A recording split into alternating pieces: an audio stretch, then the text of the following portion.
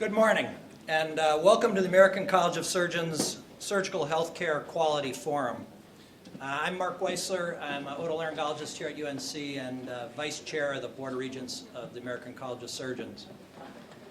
Like most complex issues, healthcare quality may mean somewhat different things depending on one's perspective or point of view. It's our intention and our sincere hope that by bringing together a group of speakers with differing perspectives, that we can begin to frame a common vision of just what quality healthcare means and aid in moving this important agenda forward. What does quality mean to the surgeon or the individual physician? Surgeons and physicians have an immediate sense of what quality means. Better outcomes, lesser costs, better value. Perhaps it's most evident in the treatment of trauma, certain infections, where surgical care may be necessary, immediate, and sufficient to save life. But there's a broader sense too. It also involves avoiding unnecessary surgery, avoiding surgery that's more likely to cause harm than it is to benefit a patient, avoiding surgical complications such as surgical site infections, intraoperative errors, and other iatrogenic injury related to the perioperative period. Many physicians and surgeons now work for hospitals or other healthcare entities, but traditionally physicians have really been small businessmen and small business women. Increasingly, quality is being tied to payment, and increasingly the small business physicians and surgeons are finding it difficult to meet quality standards which they may or may not believe are really germane to their practice. These forces are directly affecting their livelihood, and it is essential that quality measures be risk-adjusted, be validated, meaningful, and fair as they are applied. What does quality mean from a public health perspective? Does the measure of quality vary based on the resources available to a particular society? Given limited resources, is it more important to focus on tobacco abuse, obesity, teen pregnancy, gun violence, or the availability of surgical care? Considering value, how much as a society are we willing to pay for a unit improvement in quality? How much can we afford? And how best should we invest our money in maintaining reimbursement for surgical procedures? Or would it be better spent in education or in preventing poverty? What does quality mean from a hospital perspective? Of course, hospitals have an inherent interest in quality. High-quality, value-driven care is usually the most cost-effective, so it is in the hospital's own self-interest to offer quality care. Increasingly, however, payments to hospitals are also being driven by quality measures. Hospitals and healthcare systems compete with one another based on their perceived quality. To some extent, this disincentivizes the sharing of best practices and brings up the issue of regional quality consortiums. How is a certain region of the nation, the RDU Triangle, or the state of North Carolina, to work together among various hospitals and healthcare providers to share best practices to improve quality and value while competing on those same issues? What does quality mean to insurers, private, non-profit, private, either profit or non-profit, to Medicare, to Medicaid? Obviously, insurers have an interest in quality, but they're also interested in solvency and in some cases profits. Do the insurers have a responsibility to help pay for quality or to pay for programs to appropriately study quality in an effort to improve it? Should such data, if it's collected, be publicly reported? How do the responsibilities of a private insurance company differ from those of a government program such as Medicare or Medicaid? How does the training of physicians and surgeons relate to healthcare quality? How should we train physicians and surgeons to ensure the highest quality, and what should we tell them are their professional responsibilities in terms of ensuring access to care, ensuring quality, and protecting their rights to earn a living and self-regulate, which is really one of the cardinal qualities of any profession. Finally, what does quality healthcare mean from a political and philosophical perspective? As a nation and a people, what do we expect quality healthcare to look like? Is healthcare a right or a privilege? Does a society have an obligation to provide quality health care to its citizens? If, as recent events would suggest, a society does have such an obligation, then what is the reach and what are the ramifications of that obligation? If the society demands quality and value as it should, then who should pay for the mechanisms to measure that quality and value, and who should have access to that data? Certainly we won't answer all, most, or perhaps any of these questions today. We hope, however, that through this type of public discourse that we can begin that process. I'd like to particularly thank the American College of Surgeons for championing this type of public discourse, and I'd like to thank you all for coming. Now I'd like to introduce Dr. David Hoyt. He's a former trauma surgeon from California and the current executive director of the American College of Surgeons, who will give us an overview of this inspiring quality campaign. Thank you.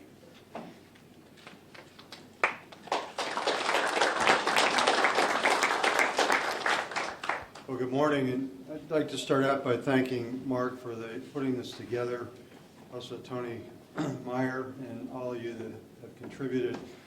It's really been a lot of fun to go around the country the last 2.5 years as part of these forums and see what each community has contributed, and I'm sure today will be no different. What I'm going to do is start out with really an explanation of where we stand with quality at this point in time. Okay.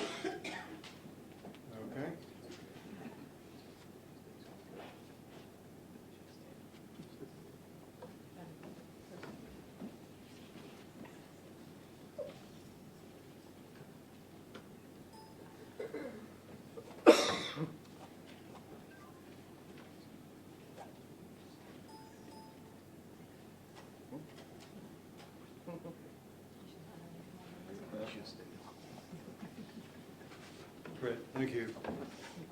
This year we're celebrating the 100th anniversary of the college, and it's been a lot of fun to reflect on what's been contributed. If you look at the timeline and our involvement in quality, this shows you going back to 1917 when the original hospital standards were developed that ultimately became the Joint Commission, the Commission on Cancer, the Committee on Trauma, and more recently the multiple databases and verification programs that have proliferated as a demonstration of our commitment to quality. When you step back and ask, what have we learned from these experiences over the last 100 years, we really have come down to this principle of 4 pillars, if you will.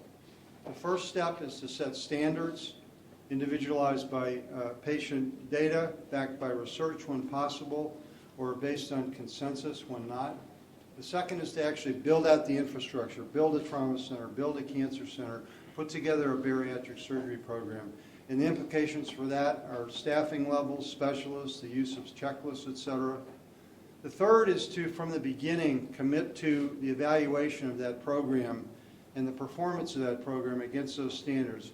The implications for that are to create a database that has data from medical charts, post-discharge tracking. It's continuously updated. And then finally, the fourth and perhaps the most important thing that the college has done is to provide external peer review. If you think about that, that's truly the bond we have with the American public, to create the public assurance that we're doing what we say we're doing. Now, historically, the college has been involved in the ACA and evaluated. The Board of Regents and Board of Governors got together 4 years ago and said that they would evaluate this law as it came forward based on it being patient-centered, physician-led, quality-driven, and efficiency-based. And I think we've been good to that commitment all along. If you look at the law, what it's really designed is to increase access to care through insurance reform. You can argue how successful that's been in the last several months, but in fact there's evidence now that the enrollment is starting to occur the way it was anticipated. Payment reform and delivery system redesign then are the really other 2 major principles, and they're linked. Payment reform is to try and come up with ways in which to control costs, and system delivery redesign is really based on performance measurement. So the use of quality and linking that to payment is here and going to continue, and it's really based on the basic premise that Michael Porter put forth in redefining healthcare, where if you measure and publish quality reports, measure and publish price, you can create the evolutionary change that we're looking for.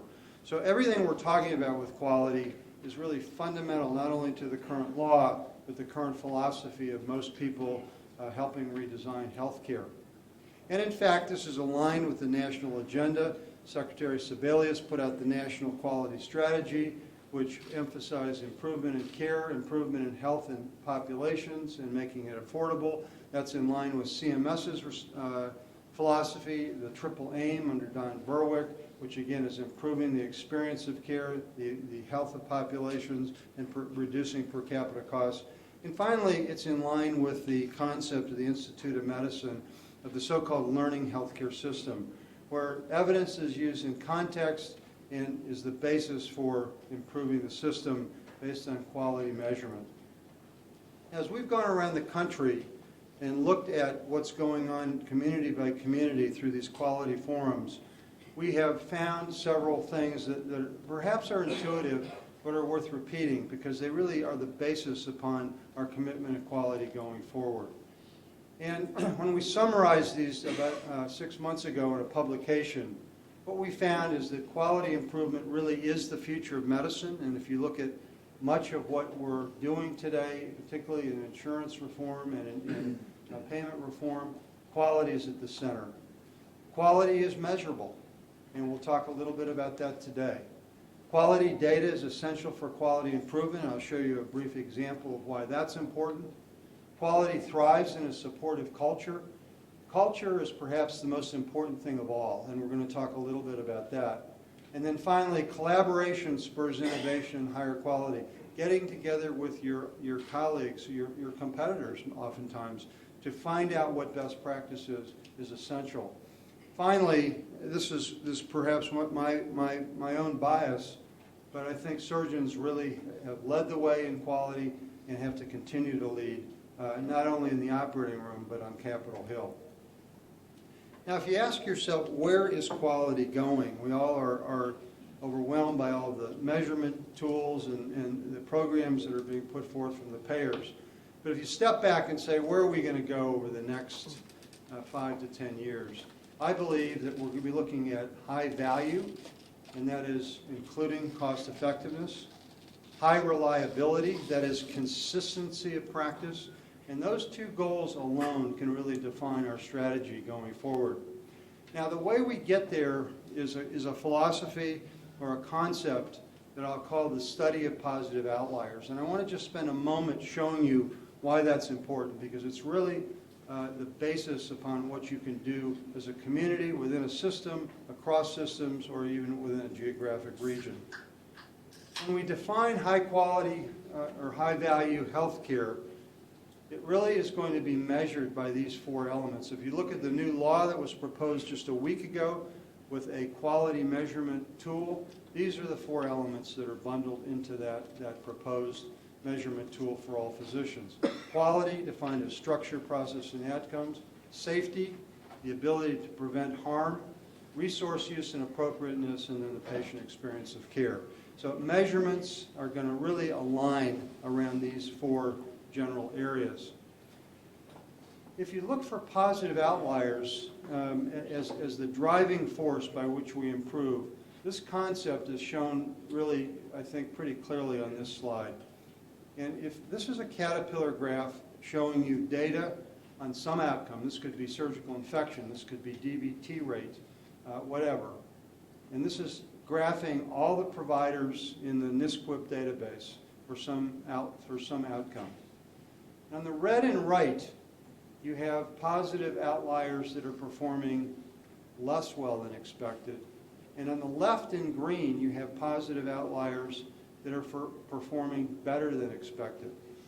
If we go and study what these people are doing, what we can then do is learn from them and apply that to other providers and improve everyone. Now that's easy to say, but in fact, here's a very nice study from Bruce Hull and Cliff Coe that show when you apply that concept of using positive outliers as the basis for improvement, you can reduce in 150 hospitals in this study complications by 82%, mortality by 66%, and that's about 1 complication per day in a 400-bed hospital. When you link that to cost reduction, in fact, you can see a benefit as well. And the source of data is important. This is just a very simple study. It was just presented at the Pacific Coast Surgical, comparing the use of NSQIP data and administrative claims data from CMS. And what you see here is that the data you use makes a big difference. In this case, in NSQIP, the total complications reported was 28%, whereas using administrative data, it was only 11%. If you look at surgical complications like infection, wound disruption, UTI, clearly you want to have a much more accurate data set, particularly if you're going to base payment on this. So it's essential that you have clinical data to make these kinds of judgments. Now, in addition to data, again, the concept of collaboration is very important. I know we're going to talk a little bit about the potential for doing that in North Carolina later on this morning.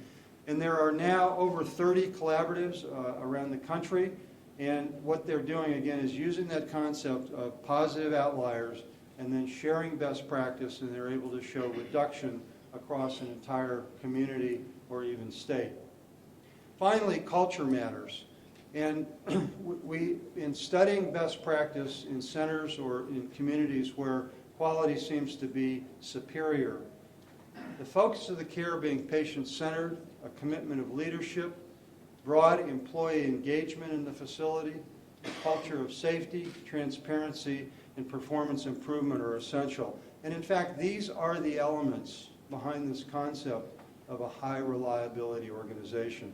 Commitment to improve a performance, simple techniques applied in a standardized way, data to inform performance, and accountability to performance.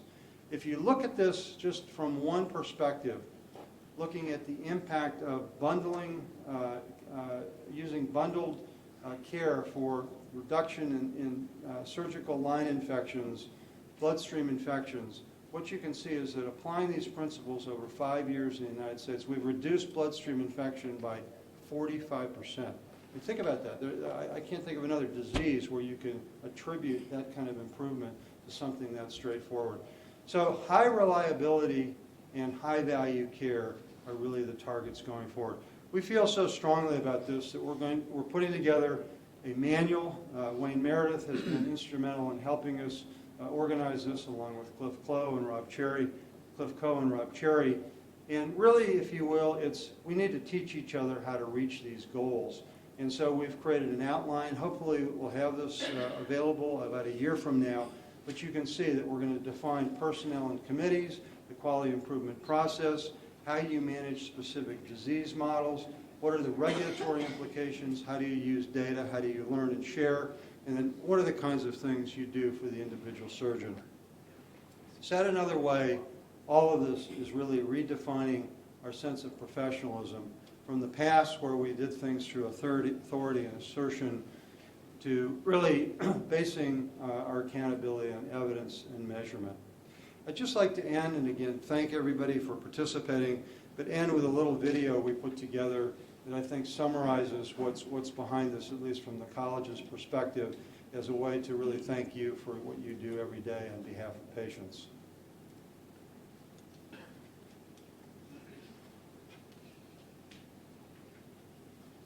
Maybe.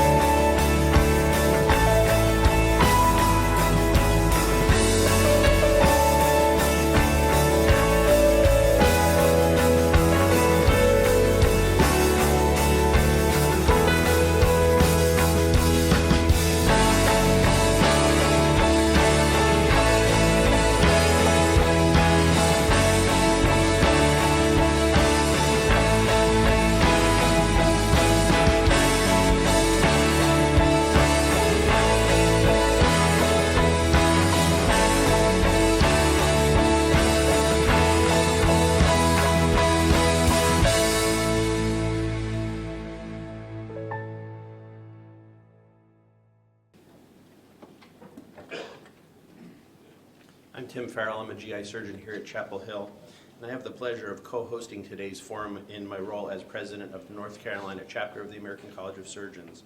My primary task is to introduce our first keynote speaker, Dr. William Roper.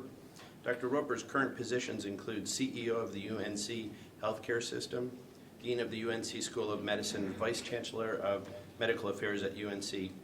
He's also a professor of health policy and administration at the School of Public Health, professor of pediatrics and social medicine here in the School of Medicine. From 1997 to 2004, Dr. Roper led the UNC School of Public Health to prominence nationally. Before coming to UNC, he was Senior Vice President of Prudential Healthcare, Director of the CDC, a member of the Senior White House staff, Administrator of the Healthcare Financing Administration, which is responsible for Medicare and Medicaid. Prior to that, Dr. Roper was a medical student at University of Alabama School of Medicine, a student of public health at UAB Birmingham, and a White House fellow. Dr. Roper's pedigree speaks for his ability as a leader in the current environment, but I will also add that he is popular among the faculty and student body here at UNC because of his affability and his availability. Dr. Roper, thank you for giving us your time today and for sharing your insights about the importance of quality in public health.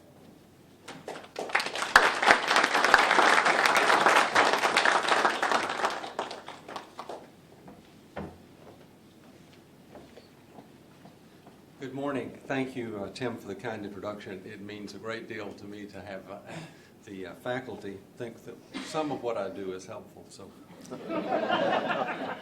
I welcome all of you, especially those of you who are not primarily at UNC. One of the great things about events like this is bringing together people from not only across North Carolina but beyond to talk about the collaboration that is making healthcare better. I was impressed by the presentation Dr. Hoyt just made and the work that the College of Surgeons has pioneered, showing the way for other specialties in medicine for improving healthcare quality. I just want to talk for a few minutes to describe some of the things that are underway here, but especially to give a personal perspective on this, if I may. This is a little bit about UNC Healthcare, and I promise those of you from other institutions this is not a commercial for us, but it is to say what I'm sure would be said in Greenville or Durham or Winston-Salem or other places, and that is quality is not just a buzzword, it's a major part of what we do all across our missions. I want to salute the work of folks here, especially Mark Weissler, Tim Farrell, and Tony Meyer for putting this program on, but in a more far-reaching, prolonged way, the work of Mark Caruta, Tony Meyer, and others in the NISQIP program. We are pleased and honored to be recognized in this effort, and it's one that a lot of people have spent a lot of time working on. We're an institution that does a lot of things as others do, and we celebrate those things. But I want to give you, as I said a moment ago, a more personal perspective on these things. I first got involved in healthcare quality in 1986. And to give you a little bit of that history, in 1985, the Congress passed the law that changed the way Medicare paid hospitals, putting in place prospective payment, the DRG system. Many of you lived through that era and will remember it.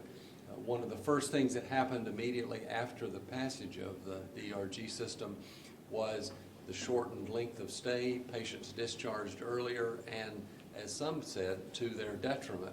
And so the issue of healthcare quality came to the fore, and there were a variety of congressional hearings and other discussions about what is happening to healthcare quality there in the middle 1980s. In the midst of that, I took over responsibility for Medicare and Medicaid in the Healthcare Financing Administration. And as I came to the position of administrator, I got some very good advice from a friend who said, Bill, rather than being dragged up to Capitol Hill and beat upon that you're damaging healthcare quality, you need to turn things around and say, let's work together in a variety of ways to improve healthcare quality. So please hear me right. I'm not claiming ownership and responsibility for all the things that happened in the 80s and 90s, but the American College of Surgeons and a variety of others were working diligently in that area. And we began in 1986 publishing mortality rates across all the hospitals in the Medicare program. As, again, many of you will remember, that was somewhat controversial in the hospital industry. That was a joke, nobody laughed. But it was, and a variety of people said, this is outrageous, this is information that will confuse people, it will not only not improve quality, it will distract and degrade quality. A number of folks gave encouragement to say, no, this needs to be done, especially by the professionals in the field. And again, I salute the work of the American College of Surgeons to improve our ability to measure quality and report results. The College of Surgeons has led the way in this area. And one more personal vignette. In about 1987, I had the chance to meet with the Board of Trustees of the American Medical Association and talk about this and what we were trying to do in Medicare and Medicaid and why it was important. And I just really got run out of the room on a rail, so to speak, because the AMA leadership was saying, this is outrageous, it's not going to help anything, it'll make matters worse, etc. The next year, I got invited to come back to meet again with the Board of Trustees of the American Medical Association, and one of the things they were highlighting is they had created an office and a team of people in the headquarters in Chicago focused on these very issues.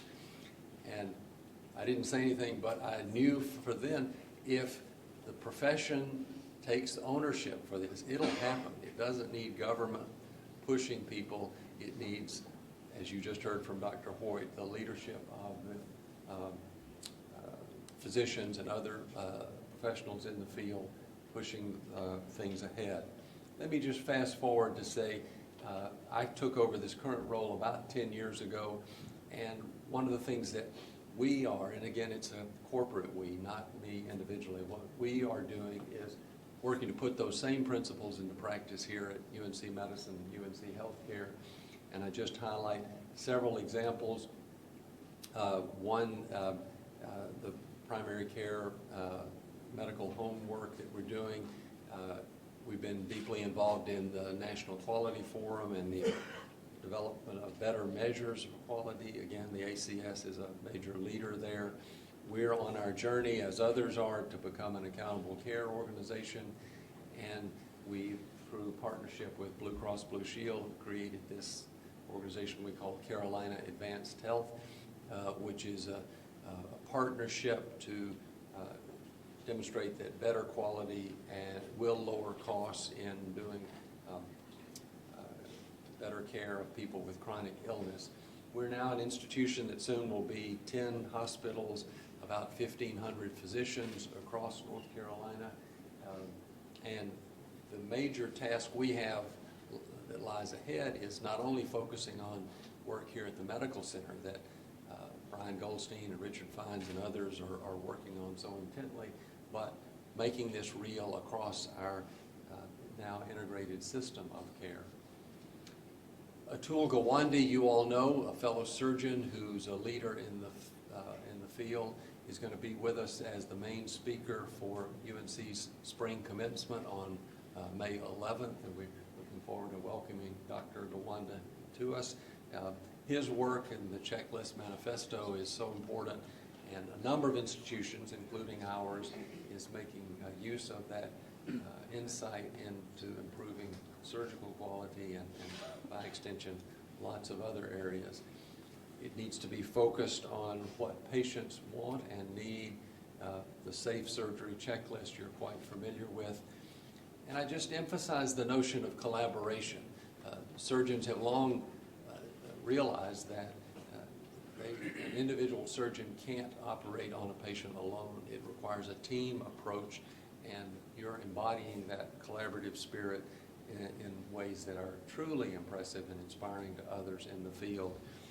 I picked up one of these and we'll put it on my desk later today, and I think the 4 points that are made on it about what has to happen for us to advance the field further is really right on target. So I'm delighted to play a very small role in this program today, but wish you the best for what lies ahead. It's now my privilege to introduce my friend and fellow Tar Heel, David Price. Congressman Price has represented the 4th District of North Carolina since 1987, 27 years ago, David. You became our congressman. We're delighted for all that you have done. For those of you that don't know him, Congressman Price went to school here, was a Moorhead Scholar at Chapel Hill, then went to Yale where he did a Master's of Divinity degree and a doctorate in political science, came back here and has taught on the faculty at Duke until he was elected to Congress and has served there again since 1987. David has done an amazing job of telling others about the resources that are here in the academic institutions in the Triangle, and then helping us do a better job of leveraging our resources through NIH funding and Homeland Security funding and a variety of other ways to do a better job of improving health and expanding opportunity through economic development in this region. I apologize in advance. I've got to go to Raleigh to meet with some state government leaders this morning, so excuse me for stepping out, but please welcome our friend and our Congressman, David Price.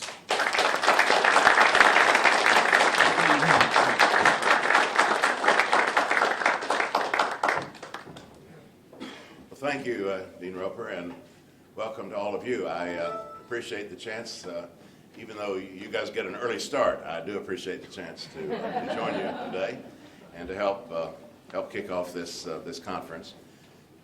I actually learned a good deal in preparing for this about what you'd be discussing and the kind of goals of these sequential meetings around the country. So that made me especially glad to be able to welcome you here and commend this work.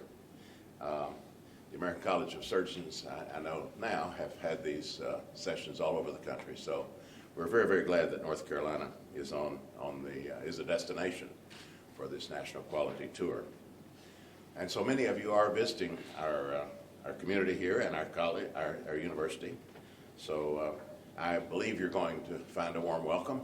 Hope you will. You're going to find a receptive audience as you take this program forward. You're also going to find, of course, a lot of innovative minds in medicine and health policy. So I can't imagine a better setting for this kind of discussion. You're in a part of North Carolina that has become known internationally for our economic diversification, our development in a very intentional way from a past that was very different. Our post-World War II history in this region is in fact significantly tied to medicine. The development of centers of research, centers of treatment. It was becoming clear by the middle of the last century that North Carolina's traditional agriculture and manufacturing economy was unlikely to lead us into a competitive international future, put it that way. So there was a proactive approach taken by our business leaders, educational leaders, political leaders to ensure our state's future by doing something different. Although we were clearly building on our strengths in terms of outstanding educational institutions, our strengths partly anticipated in terms of an increasingly well-trained workforce, and I think also a pragmatic political culture, an approach to government that wasn't overly dependent on government, but at the same time never demonized government, certainly saw government in various aspects as a positive partner for economic development. So that medical component of our economic picture here has of course continued. Today our state receives more than $1 billion in federal NIH and CDC funding annually. I think almost all of that in this part of the state. Research-driven health industry spends more than $5 billion in our state, employs millions of North Carolinians.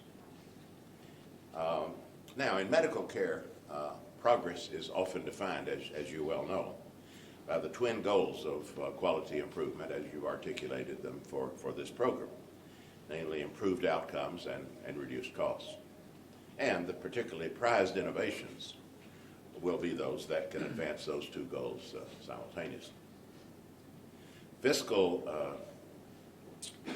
realities and budget policies, budget politics, are currently pushing us toward a particular emphasis on cost control.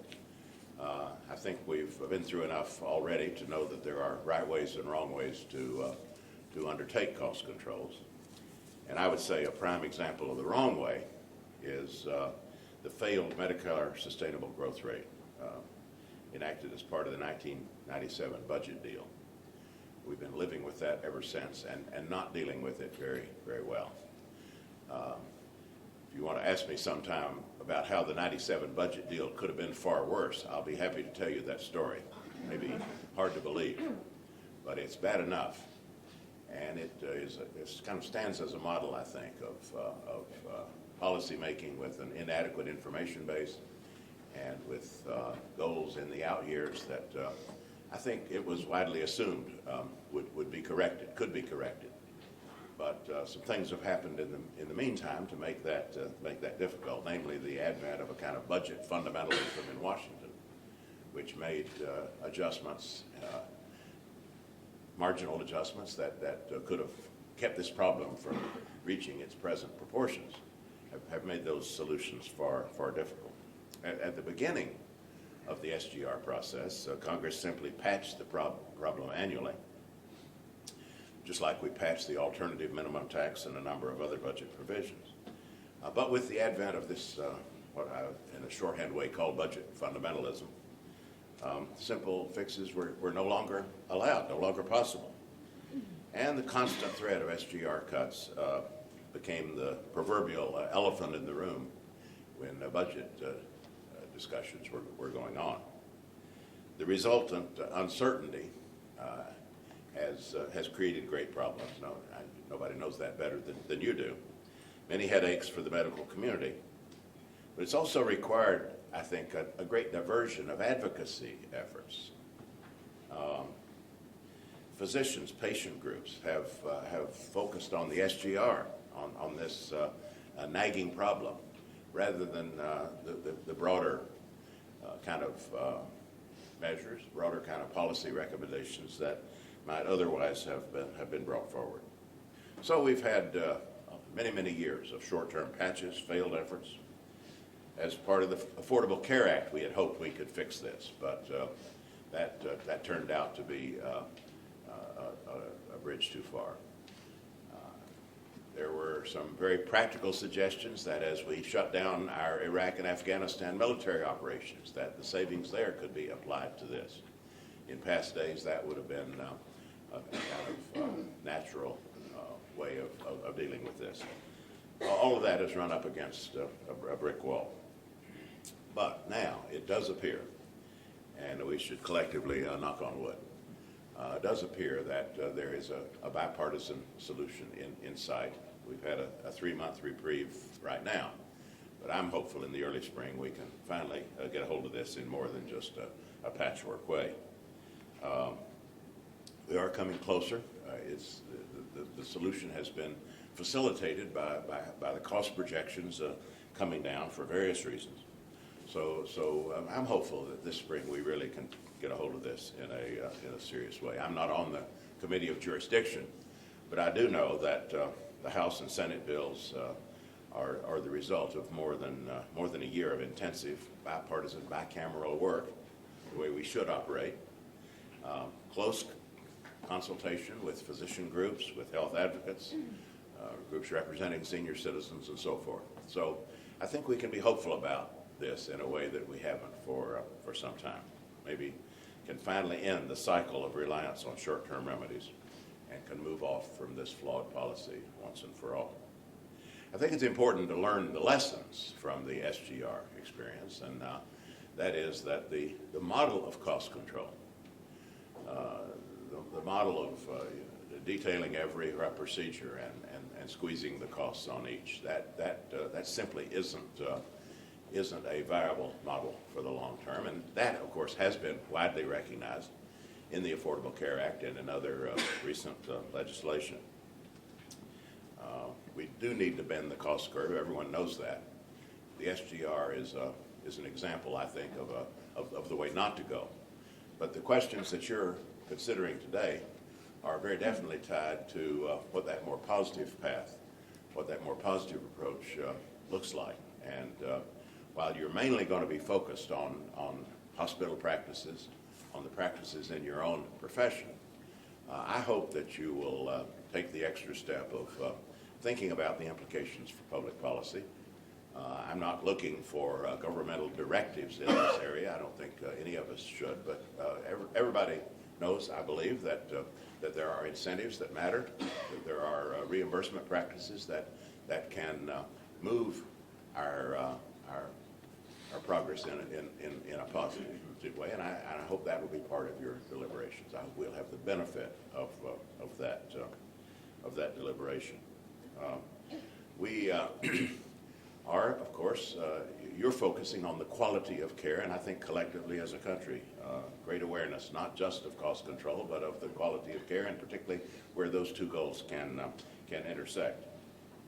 Focusing not on the quantity of individual procedures and the cost of individual procedures, but on overall quality.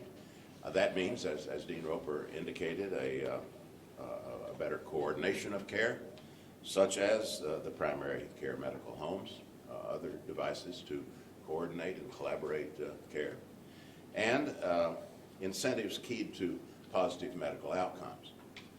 There are what amount, I think, to demonstration projects in this regard in the Affordable Care Act. We need to tally the results, note the results of these efforts, and guide policy accordingly. We also need to find the political flexibility to react to positive outcomes in a positive way, and not to get just rigidly set on any one approach. The coordination of care, the incentives keyed to positive outcomes have been proved, I think, already to improve patient health and to save lives, and they also often drive down costs by reducing preventable complications and their associated costs, such as longer hospital stays, additional treatments. I know that the American College of Surgeons has, for 100 years, focused on improving the quality of care. And I want to commend the many, many pioneers who were involved in this, including some that Dean Roper already mentioned, Drs. Weissler, Farrell, Meyer, surgical leaders in North Carolina, for helping us drive a greater understanding of the importance of quality care here in our state and elsewhere. Just like this economic development with medical research and treatment at the center of it that I described for the state as a whole, the kind of things you're talking about today, quality improvement, doesn't just happen. It requires a concerted effort by many, many stakeholders. Today you're going to hear about the programs that are carefully planned, easily adaptable, so that all hospitals can benefit from them. We'll hear about how those programs can enable hospitals to identify where they need to improve, to learn from the best, how to improve, to make sure they keep improving. We'll hear how those programs can help our nation continually improve patient health, save lives, reduce costs, and improve access. The American College of Surgeons quality programs are working to ensure that surgeons and physicians have the information they need to effectively improve patient care. So I'm proud to see this leadership happening nationwide and here in North Carolina.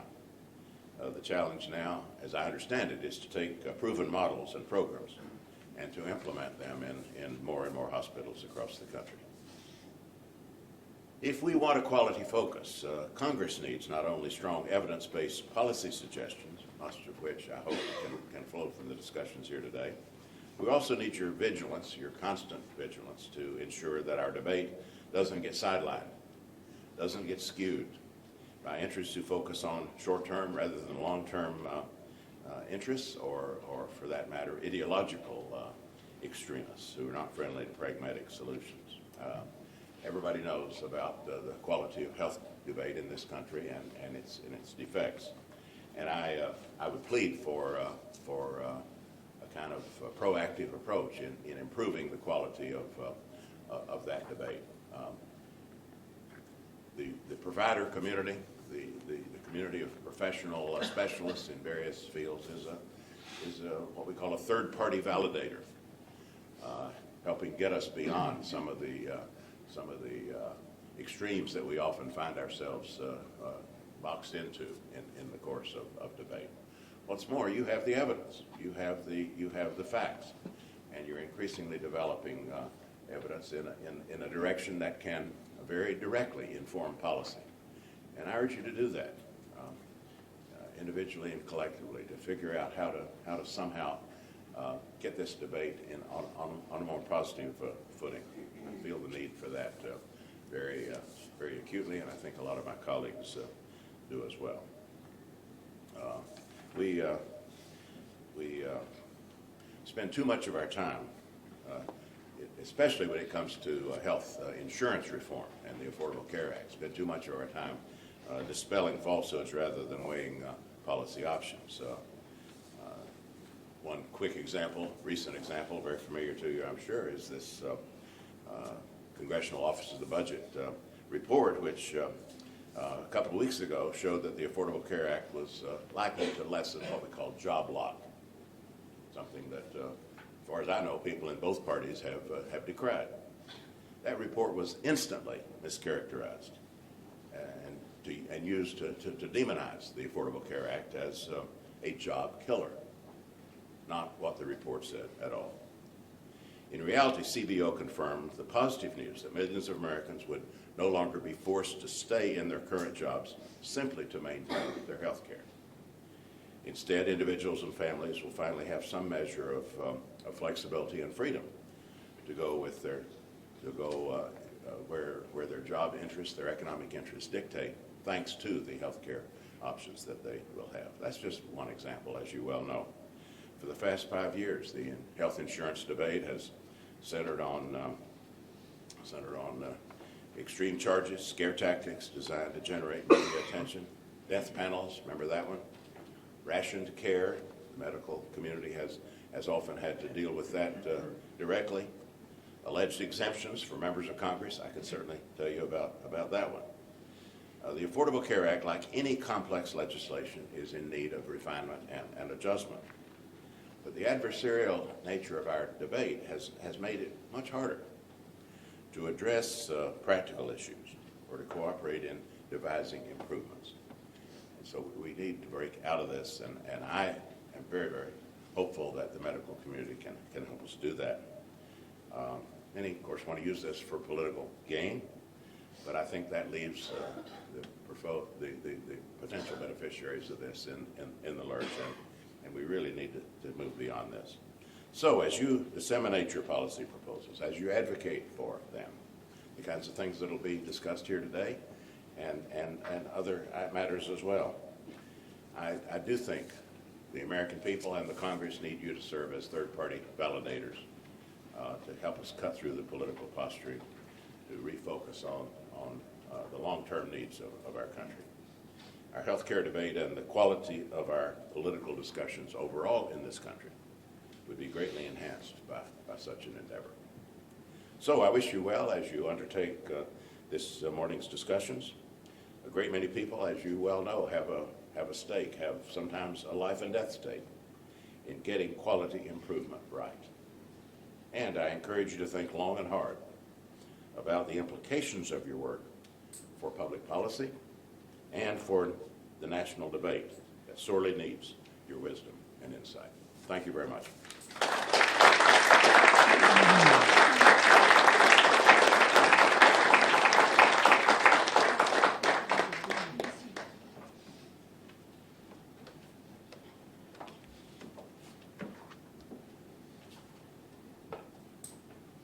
Good morning. Again, thank all of you for taking the time to come. Fortunately, we didn't have to come through snow, but a little bit of wetness. I'm Tony Meyer. I'm the chair of the Department of Surgery and appreciate you, all of your interest in this. We are simultaneously broadcasting this to the residents and most of the faculty of the department over in another auditorium in the hospital because of size and location and lack of disruption for people having to leave. I'd like to introduce the people who will serve on the panel that we're going to do to have them each have a brief time of presentation and then some discussions. I'll introduce all of them now, but they'll come up as they present. But first presenter will be Dr. Russ Howerton. Some of what we're doing right now today is because of Dr. Howerton. He was, and Russ is the Chief Medical Officer at Wake Forest Baptist Hospital and Wake Forest University. When we finally figured out that we could actually collaborate on a reception at the American College of Surgeons, Russ brought up the idea maybe we could collaborate on surgical quality programs. And at that time, we didn't have NSQIP at UNC, and other hospitals over that time have done that, and now I think we may be reaching critical mass to be able to achieve what Russ thought about 7, 8 or so years ago. He is a surgeon at Wake Forest, a leader in that institution, an example of the professionalism that is necessary for leaders in his role. Our next, the rest of, much of the information about each of our speakers is in the little bio sheet that you've got, so I won't read that all to you. Our next presenter will be Dr. Brian Goldstein. Dr. Goldstein is the Executive Vice President, Chief Operating Officer of UNC Hospitals, and has previously served as the Chief of Medical Staff here as well. He's been in the executive leadership group of UNC healthcare system and hospitals for about 8 years, and has helped shape our system into what it is now. His specialty area is in primary care, and he served as the medical director of a large group, including the Marshfield Clinic, one of the examples of how to really put together patient-centered care in a group practice. He not only has a medical degree at NYU, but has his MBA from Wharton University. Our next speaker after that will be Dr. Hugh Donahue, a general surgeon who serves now as a medical director of the healthcare division at Blue Cross and Blue Shield, North Carolina. Dr. Donahue received his undergraduate training at West Point, went to medical school at Duke, but did receive his master's in health administration here from UNC, so he gets to claim both institutions. He has had a exceptional career spanning not only a great deal of clinical surgery in the military, he has also served as chair of surgery at the Easton Hospital in Pennsylvania. His breadth of experience and leadership and in clinical care, I think, is very important in that tie-in to the health insurers, and he will get to speak from that perspective. And then finally, Dr. Rick Fines. Rick is a professor of surgery in the Division of Cardiothoracic Surgery at UNC. He is a past chair of the American Board of Thoracic Surgery, and was the person who led that program to take up simulation and the training of cardiac surgery for cardiac surgery residents. That has led to that being adopted by the American Board of Thoracic Surgery and the Residency Review Committee for Thoracic Surgery to be part of the integral part of their education. And he also now has a research grant from the AHRQ to study prevention of complications by using simulation in training residents. I think this group of people will give a perspective of the breadth of surgical care And I look forward to each of their presentations, and then I will moderate questions from the audience. Dr. Howard.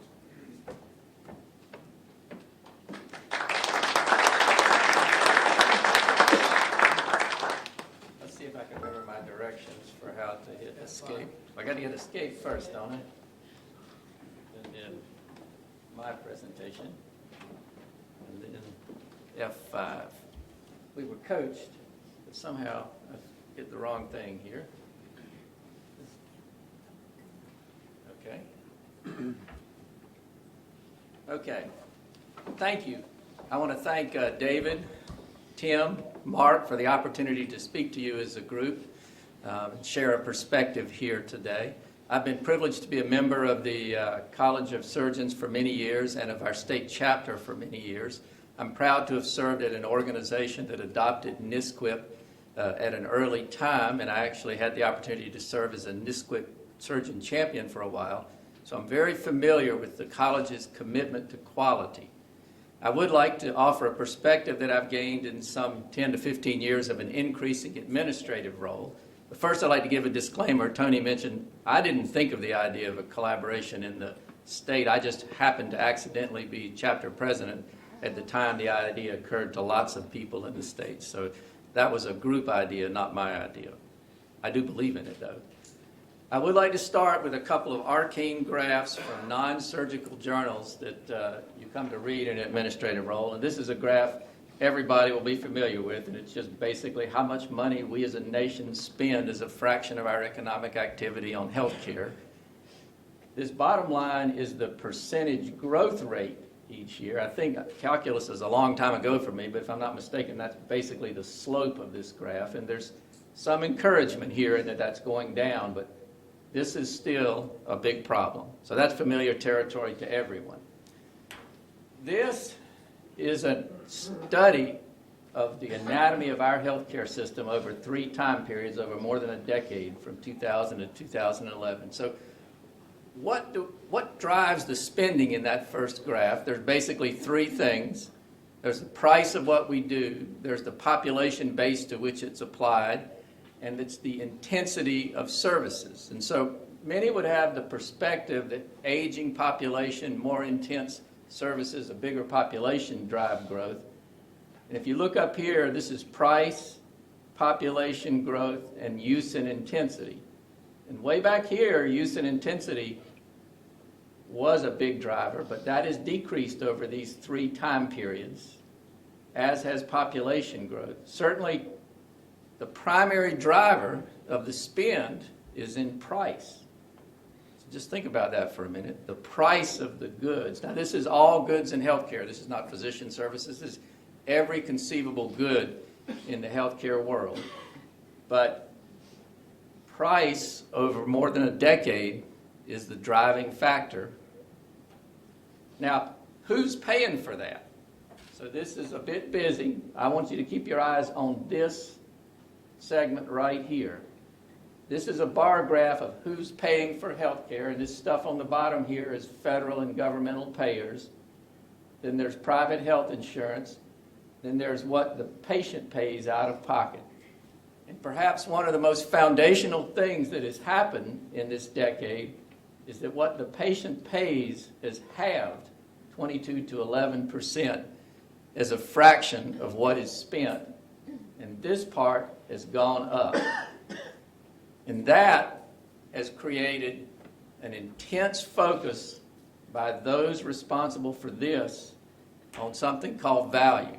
What is the value of care that is being paid for? And it has brought a third party into what has traditionally been a relationship between a provider, such as a surgeon, and a patient. So these people are intensely focused on value as defined by an equation. Outcomes that matter to the patient over total cost of care as experienced by whomever is paying for that care. We as citizens and taxpayers through Congressman Price, or we as employers through Dr. Donahue and insurance products, they are intensely focused on that equation. Now, at an aggregate level, for the nation, we spend about twice what most industrialized countries do. So for that equation to equal top-tier value, pretty simple math says we've got to have aggregate outcomes nearly twice as good as other entities, other countries. That would be a hard proposition to defend. In aggregate, not to say that in any one area that might not be. So I would like to do a name recognition test. How many people in the room recognize some company on this? Anybody not recognize a company on this? Well, these are the people in something called Pacific Business Group on Health. Now, they employ a lot of people. They are the people paying for that middle bar of commercial payers. And they see this problem of value, and they are intent on doing something about it. Now, whatever our opinions individually about what we as taxpayers and citizens have asked our federal payers to do through Congressman Price and others is almost irrelevant to them. They will be intensely focused on this problem no matter what we decide for our public format. And they are set about improving value. So here, I'd like to just pause and read their statement, because it's the statement that could be applied to other groupings of people who pay for care around the country. And there are a couple of key words we'll hear there: transparent, quality, cost, outcomes, consumers motivated. So just pause for a minute to think of it. This is what they are thinking as they interact with us. Now, a dirty little secret is that nobody actually knows how to improve the value of care at scale across the nation. Many, many things can be done, have been done in certain places, but there is no off-the-shelf intervention that can be applied to deliver value at scale across the nation. However, when your house is on fire, if you've never worked a fire extinguisher and don't know how to use one, it does not mean that you are not going to go over and pick up the fire extinguisher and start trying to put it out. So they are going to do something. And I stole this from one of their presentations nationally. If you don't know these words, I want you to remember them from today. Reference pricing, narrow and tiered networks, quality transparency at the provider level, choice tools and decision aids. They're going to throw, if throwing the kitchen sink could be listed down here as an item, they would have that down here as an item too. Something is going to happen to try to change the value equation. Now, 10 minutes is a pretty short time to get a point across, but I want to see if you will resonate with a couple of graphs. Reference pricing. Hospitals in California, lots of prices for hip and knees, $30,000 to $100,000. They know CalPERS is a retirement thing because they pay the claims. They decide, okay, I think about $36,000 is what we ought to pay. They say that's what we're going to pay next year, no matter what any other price, the patient pays the price. So implement that. Patients choosing which place to go, low-price hospitals, high-price hospitals. They can drive the market. They're changing one component of the equation here, right? That's cost. This is at the hospital level. Dr. Donahue can probably answer this. I don't think at the physician level the spread of payment rates across entities is so great that reference pricing would be used. At the hospital level it was. Many a physician knows employed by a hospital that has a business model that might have been funded on that $100,000 payment. Something is going to change when reference pricing is implemented. Same premise. What price did they pay when they implemented this reference pricing? The high-price hospitals almost immediately had to gravitate to the low price. Does it work? Is it aggregate delivering value? We don't know yet. They don't know. But it is something to throw at the problem, and things like that are on their way. Tiered and narrow networks. Tiering, I bet we'll have some discussion on that a little bit later, but measuring entities, hospitals, providers, and somehow ranking them and showing that to steer patients is here to stay. Now, do we have good and appropriate quality measures? Not perfect. Is NSQIP a wonderful one? Yes. Is it at scale of 100 hospitals in this state? How many do NSQIP? There are not great tools to tier people and to decide what are narrow networks, but they're coming. The intensity of the problem is such that will be a tool which we will have to deal with. So here we are. These are national things. Patients rate medical groups, meeting national standards of quality of care, very specific named groups. There would be hours of conversation around what the measurements are that imply that tiering at that spot. Bundled payments. So instead of a pay-per widget to a whole bunch of different providers across an episode of care, you bundle the payment. Those payers have moved to that process. There are many demonstrations of this on a national level where certain groups of providers agree to provide a set of services, and a payer of a large group of people says, you go have that done there because we believe that is value. So a unique example in Northwest North Carolina, we used to provide cardiac care for the executives of Lowe's at Wake Forest Baptist Health. We don't anymore. They have a bundle with the Cleveland Clinic. So bundling, what is quality in bundling? So it turns out entities that are experienced in bundling around hips and knees have found that the primary driver of cost is first setting of post-discharge care, not price of implant. And figuring out how to get the patient to an appropriate post-discharge setting of care, preventing multiple readmissions, is all the difference between low value and high value there. That's a skill that we're going to have to interact with as we go forward in thinking how we as a surgical community are going to address this value equation. So what used to be patients and clinicians in a relationship now has a third party of the societal role which we have to adjudicate at every turn as we think through quality improvement. Okay, thank you very much. I'm done.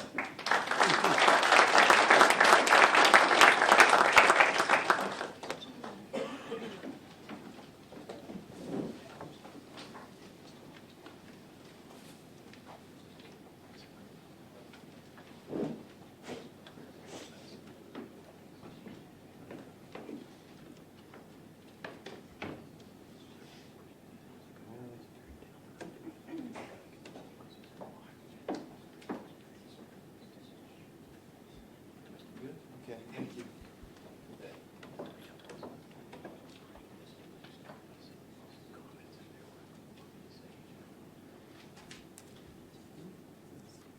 All right, good morning, everyone. As you heard, my name's Brian Goldstein. I'm a faculty member here at UNC and Executive Vice President and Chief Operating Officer for UNC Hospitals. Been here on the faculty for about 14 years. And I appreciate all of you coming today.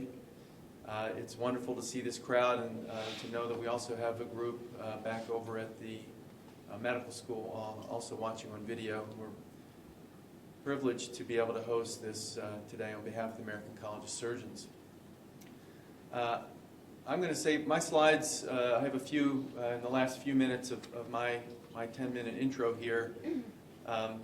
To focus a little bit more on the NSQIP program specifically and how it's played out here at UNC Hospitals. The other thing I'm going to do for you this morning is try to put a program like NSQIP in context. What is it like at the ground level for a hospital to start and implement NSQIP and, for that matter, other improvement programs? My guess is almost every one of you is going to recognize at least part of this elephant that clinicians and other caregivers are touching in different places in different ways depending on their specialty and what kind of work they do. I'm going to try to give a picture from the hospital administrator's perspective of sort of the whole elephant. What are we trying to do in the way of improvement at the ground level? I've been involved in improvement work here at UNC probably for about 12 years, and you know, it's a cliche, but it truly is a marathon. It's something that you know, we'll always be able to stay engaged with. The first point I'd make about doing improvement work at the hospital, and in the context for which we'll look at NSQIP in a minute, is the type of audience for improvement data has evolved. So we started out with a small amount of data that we collected for ourselves for our own internal work, but then, as you all know, quickly, and Bill Roper mentioned this when he was head of HCFA, he started collecting mortality data. Since then, we've had a proliferation of data that we report to the outside world, mainly through the Center for Medicare and Medicaid Services, and also the Joint Commission, a few other organizations. So we've got external data that we have to deal with. They set the rules, they set the targets, they set the format of the data, and we go along. Then there are also what I would call involuntary reporting, meaning we don't set out to report data, but organizations like U.S. News and World Report and healthgrades.com and a few others will take publicly available data, stick it into their proprietary pachinko machine, and spit out what purport to be measures of quality. And maybe during the discussion section we can talk about how that really works. And the point I guess I'd make here is, as a caregiver and a hospital member, I much prefer the model that the American College of Surgeons has developed for all the reasons that you've heard about and we'll talk about again. And that's why one reason it's so important for caregivers to collaborate, to take control and ownership of the way we collect and report and measure and validate data so that it's not imposed upon us from the outside. We at UNC, as have many of you, we have also done voluntary reporting. We've participated in things like the Leapfrog group, data collection, NSQIP, obviously. We've had pay-for-performance projects that we've done with our state health plan and with Blue Cross Blue Shield. So we have some experience where we as an organization, where we've been able to shape the way the data gets collected and reported as well, which is a much more satisfying experience than being told what to do from the outside. What else can I tell you about context? We've lived through eras where most of the data was on the structure. You've heard about that. How many intensivists do you have? What's your nurse staffing ratio? What kind of technology exists at the hospital? We still have those kinds of measures in publicly reported data today. U.S. News and World Report is a good example. A third of that score is still reputation, and reputation is based on a small survey of caregivers, which correlates to nothing really that we know of. Most of you know that there's a proliferation of process measures as well. Did you give an aspirin in somebody who presents with a suspected heart attack? Did you give the right antibiotic within an hour before surgery? Did you measure the postoperative glucose level?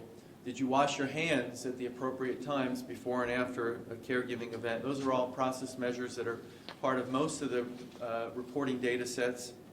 And then, of course, outcomes data, things like mortality and complication rates.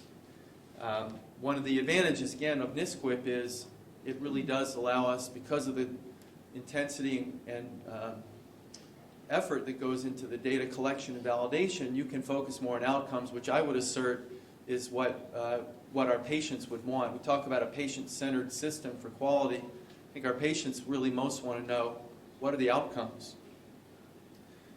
I want to spend a minute just contrasting administrative data versus clinical data. I think Dr. Hoyt mentioned this in his, he had a graph showing the differences in one study between claims data and clinical data.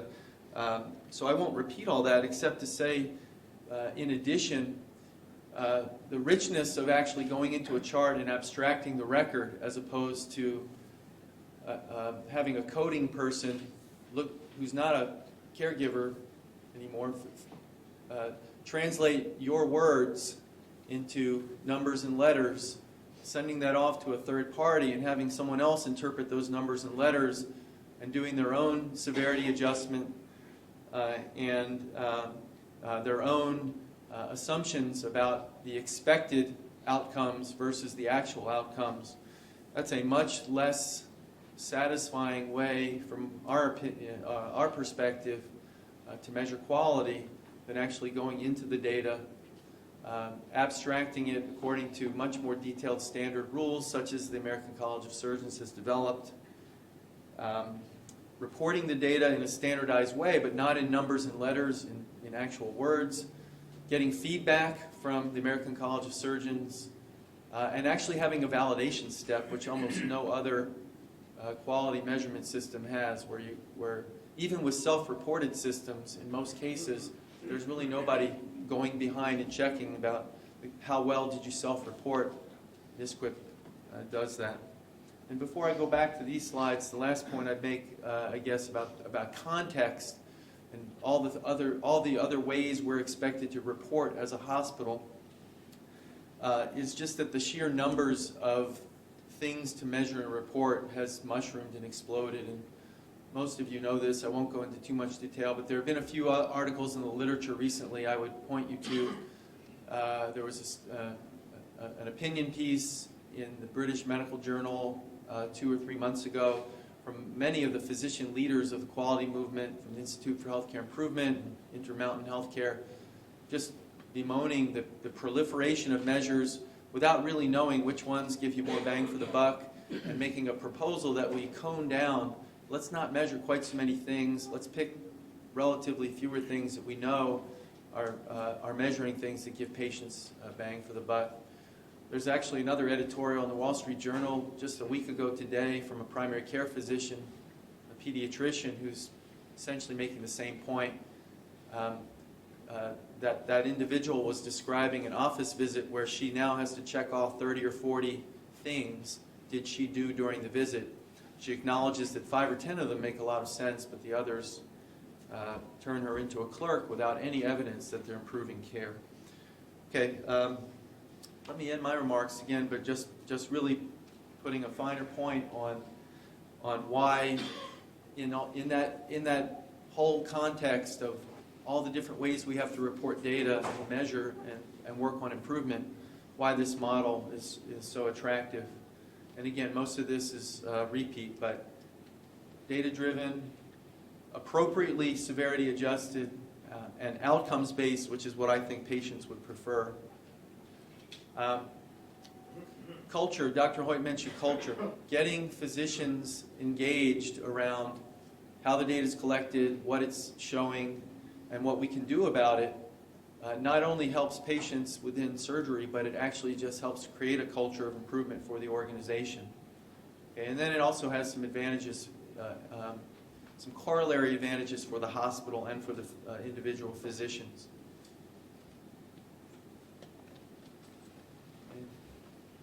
And here you just see, I wanted to show you the growing number of North Carolina hospitals that are NSQIP participants. So you've heard about the process already. I won't belabor that. Again, richness of data, not just perioperative, but 30 days out, outcomes focused, and an ability to, because you've got the demographics and other variables, you can actually do what we would consider credible risk adjustment. I wanted to show you a couple slides from our UNC data, and I don't know if Dr. Caruta's here. Mark, see? Okay, so you heard already, Mark Caruta is our physician champion for NSQIP here, and he is going to be in the best position if you have questions later about the details of this. But this is a sample of how we get data back from the program. And across the top, you see simple ratios. What was the observed rate of something versus what was expected based on how sick that group of patients is. So a ratio of less than 1.0 means that you had less of a bad something than was expected given how sick those patients were. Okay, so this is our data for some of our subspecialties, and that's part of what NSQIP collects. I know it's hard to see at the bottom there, but there's some data for cardiac surgery, and for, in this particular slide, gynecologic surgery, mortality measures, morbidity, postoperative pneumonias, unplanned intubations, return to the operating room, those sorts of things. And again, rich data, severity adjusted, and actionable data, so we can drill down into this if we don't like our observed versus expected ratio as a group and talk about what we can do for that particular complication. This is our summary data for UNC that just shows all cases and the mortality and most of the common complications that can occur postoperatively. Dr. Roper mentioned that we received an award for meritorious performance, and part of it is because those ratios show that our complication rates for most of these things are less than would be expected for how sick our patients are. And I think that's the last of my slides, and I look forward to the panel discussion, and again, I thank you for your time and your attention.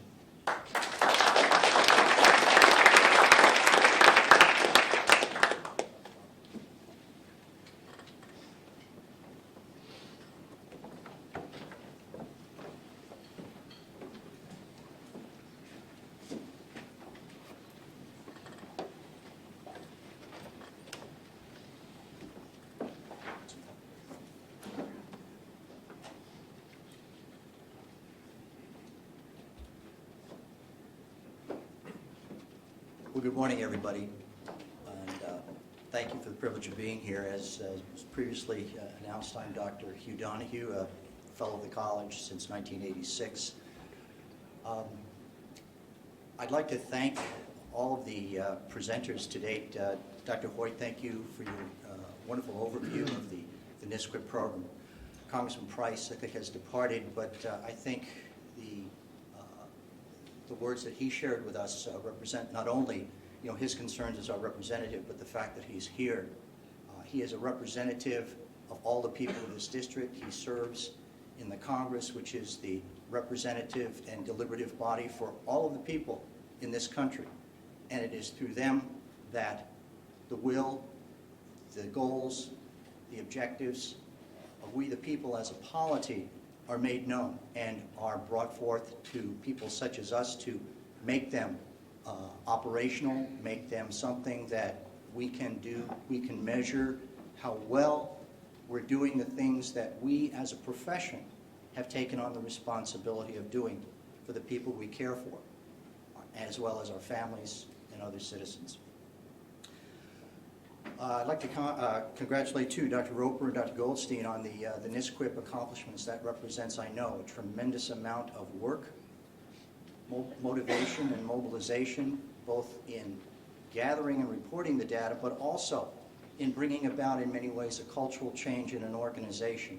I suspect at the University of North Carolina, this was not a major change. It was just basically focusing and reorienting people who wanted to do the best possible work. And I think that's a lot of what we're here for today. I don't think anybody went into medicine, surgery, or any healthcare-related field with anything other than a desire to do the best for the people with whom we would be entrusted the responsibility to care for them. So we've reached a point where value, quality, outcomes are all being brought to the fore. Dr. Howerton, I think, made an excellent point with several of his slides. And I'll use this as a segue into probably a little bit more explanation of the payer's perspective. The point that I took away from his slide was not that Blue Cross, Aetna, Cigna, Medicare are the payers. They're the people who essentially write the checks that the hospitals and physicians will see.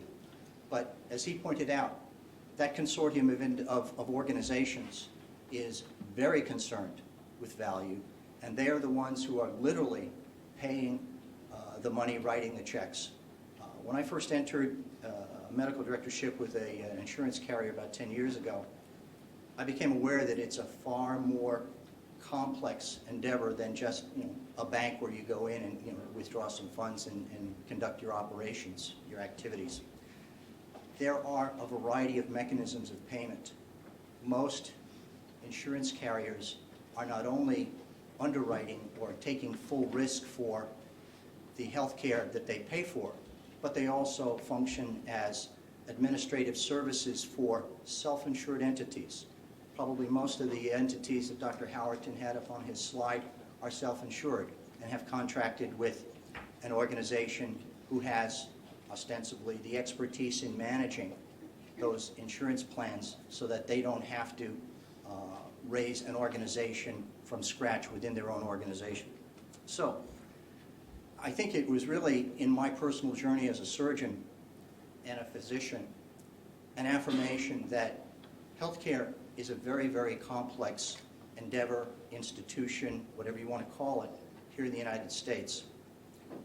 My personal journey, I think it was alluded to earlier, as we are residents, we take care of people, and we recognize that we take care of people and try to improve their health in some way using our skills, but we do it one person at a time.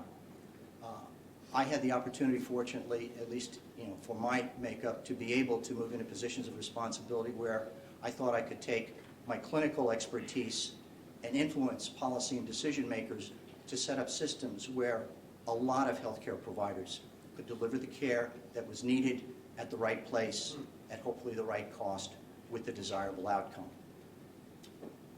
Moving from clinical practice into healthcare payment, I find that my colleagues also still share that clinical motivation to want to do right for people and to take what we've learned, sometimes painfully, in a clinical arena and apply it to the payment of funds for the care that they need.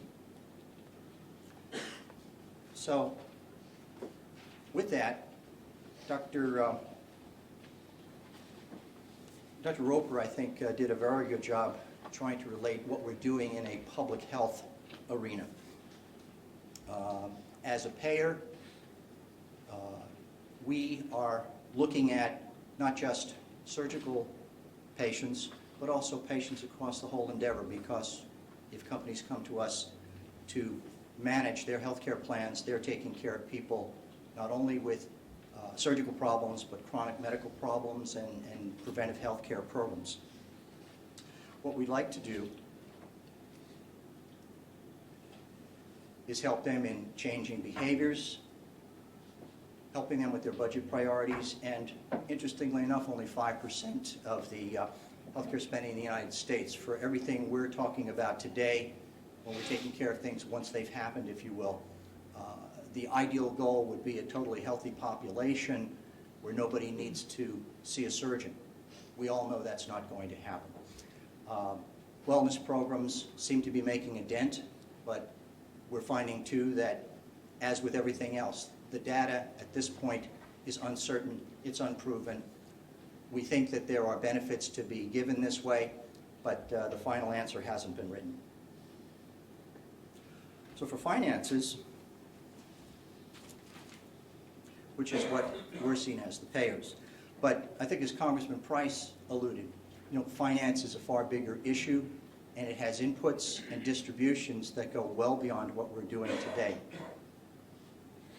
The concerns that somebody who distributes the dollars, if you will, would be the insurance pool, the people who sign up for plans, or the people who are eligible for plans within a corporate entity that is fully self-funded. The Affordable Care Act has eliminated pre-existing conditions as something to use as ostensibly a justification for either withholding authorization for coverage or requiring a higher premium to be able to cover that individual. The outcome of this is, again, along with many other things with the Affordable Care Act, a process still undergoing iteration. Now, as far as resources go, trying to maximize, as many of the presenters had mentioned, maximize the value for the services rendered or the services made available is something that we're constantly wrestling with.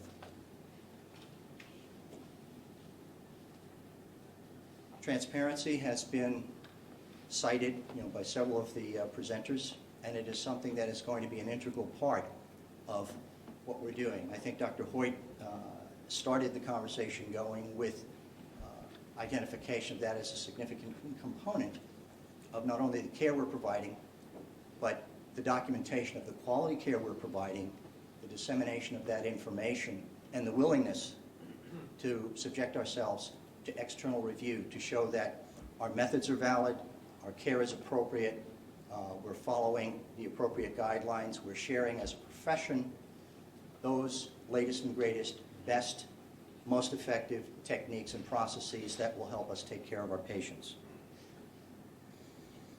So, in that vein, as a payer, we are constantly at Blue Cross looking to find mechanisms to help, in this particular case, educate the patient, the potential patient, to bring the discussion of healthcare cost out into the community.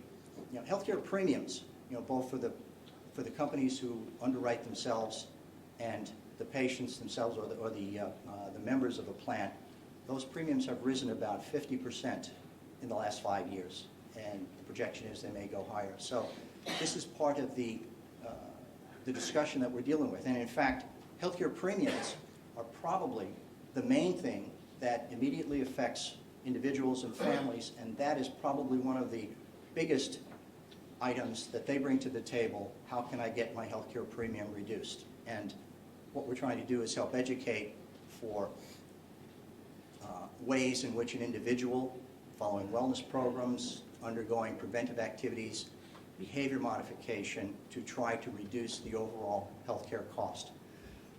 The two biggest things in terms of an individual being able to improve their health would be, in terms of healthcare cost, would be decreasing smoking. And if we could take care of the obesity problem in this country, we're talking about $220 billion a year expense that we'd like to make a very significant reduction in. But that's going to require participation not only by we as providers, physicians, surgeons, payers, but also by the individual who ultimately should be responsible for his or her own health. So, I've got a fairly brief presentation here, I hope, and I don't think I'm running over. Quality health care, I think the takeaway I have already from this convocation is that we are all interested. We have always been interested in providing quality health care. But we now recognize, perhaps even more so than it was 20 years ago, that there is a growing body of interest in what we do, how we do it, how well we do it, and can we do it at the lowest possible cost. Probably still to be determined what that cost will be.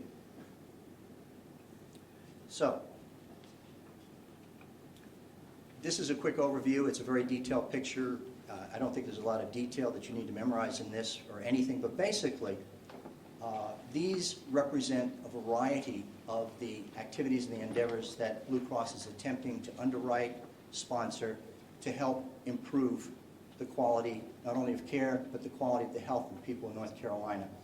And lots of different activities that have already been mentioned by my previous panelist partners include the accountable care organizations, underwriting those types of things.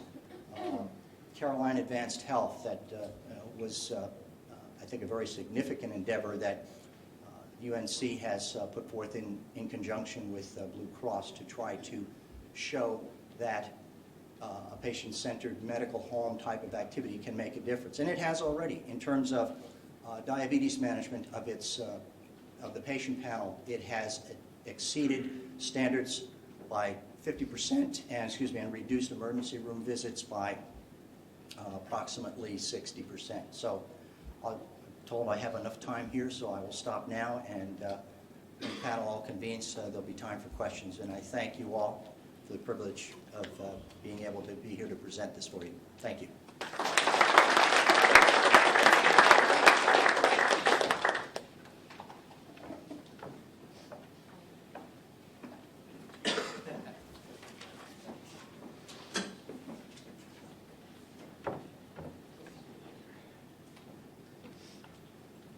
Can you get me up here?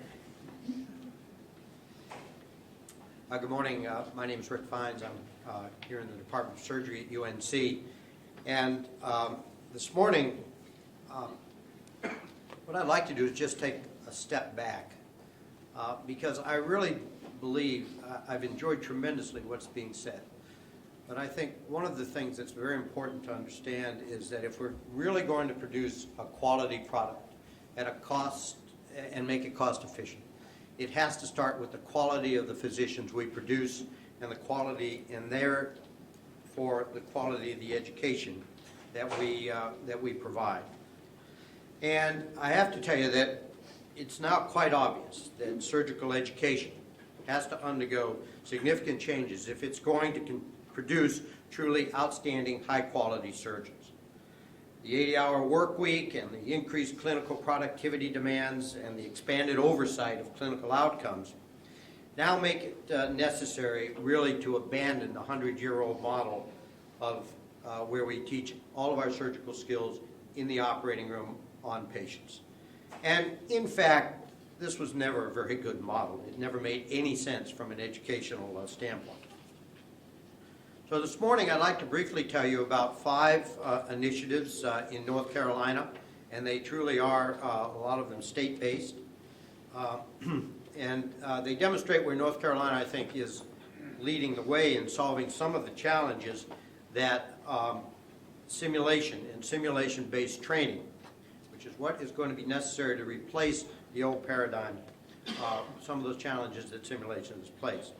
And while what I'm going to show you this morning has a lot to do with cardiothoracic surgery, it has broad application throughout all of the surgical specialties, and in some cases throughout all of medicine. So if you're going to have simulation, you need 4 basic elements to do this correctly. First, you need simulators that meet the standard of suspension of disbelief. You must have a tight, comprehensive curriculum that clearly defines what needs to be done. You need a faculty to teach this, and you need a commitment. And I will put the other panelists at ease by telling them that I'm not going to talk about the money this morning. This slide is the 5 initiatives that are North Carolina based, and they are the Center for Cardiothoracic Simulation here at UNC, the Thoracic Surgery Directors Association, and their National Resident Boot Camp held here in Chapel Hill, the HRQ grant that Tony Meyer referred to earlier, the Senior Tour, which I think is a model that we can apply on a broad range of specialties, and finally the North Carolina Surgery Simulation Collaborative. So let's start with the Center for Cardiothoracic Simulation. As I said, in order to have simulation, you need simulators. And so about 7 years ago, we formed this group, and I must tell you that it's manned primarily by medical students from the University of North Carolina who come to our lab each year. And we have now developed a model where we're able to preserve organs, a lot of them pig organs, which works out well in North Carolina for up to 12 months. We then can reanimate them so that they look live and they look real. And then we place them in a human-like environment, or a human mannequin.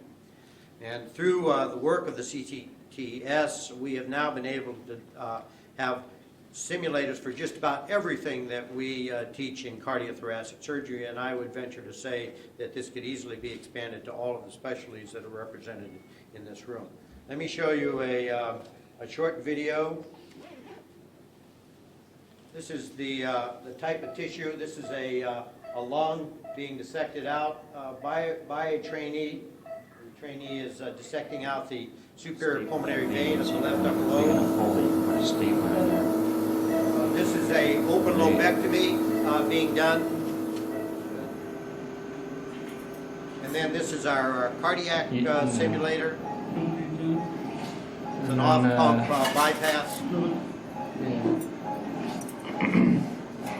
And then we also have component part simulators. Just a single thing that somebody can do over and over and over again, 16, 18 times a day, as opposed to waiting for 16 or 18 patients to come into the operating room. This is a VATS lobectomy simulator that we have. So with the simulators now available, the Thoracic Surgical Directors Association, which I might add is incorporated in the state of North Carolina, it created the first ever national boot camp for a specialty. And this is a boot camp in which residents from all over the country and faculty from all over the country come here to the Friday Center to get 3 days of training. And let me just show you a little video that we put together to show to promote what this is all about. Every year for the last 6 years, the William and Ida Friday Center at the University of North Carolina is transformed by the specialty of cardiothoracic surgery into a state-of-the-art simulation center for its annual National Resident Boot Camp. It is a large task, as all equipment and simulators and supplies must be transported into the center and set up. But when it is done, the center becomes a new place with a new energy. And there is no better place for young residents from all over the country to learn the skills they need. The skills to replace a leaking heart valve or to look into an infected lung, to remove a foreign body from the airway, to replace a diseased aortic root, or to remove a cancerous lung.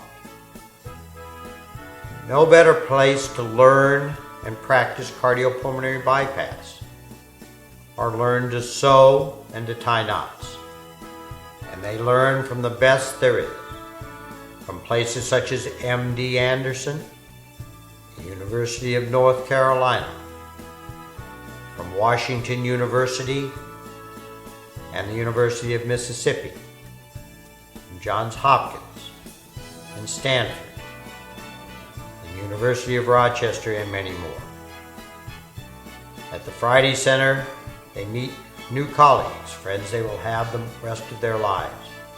But most of all, they learn to do surgery in an environment where teaching and learning and becoming the best you can be are the only things that count. Once a year, the TSTA Boot Camp does all of this.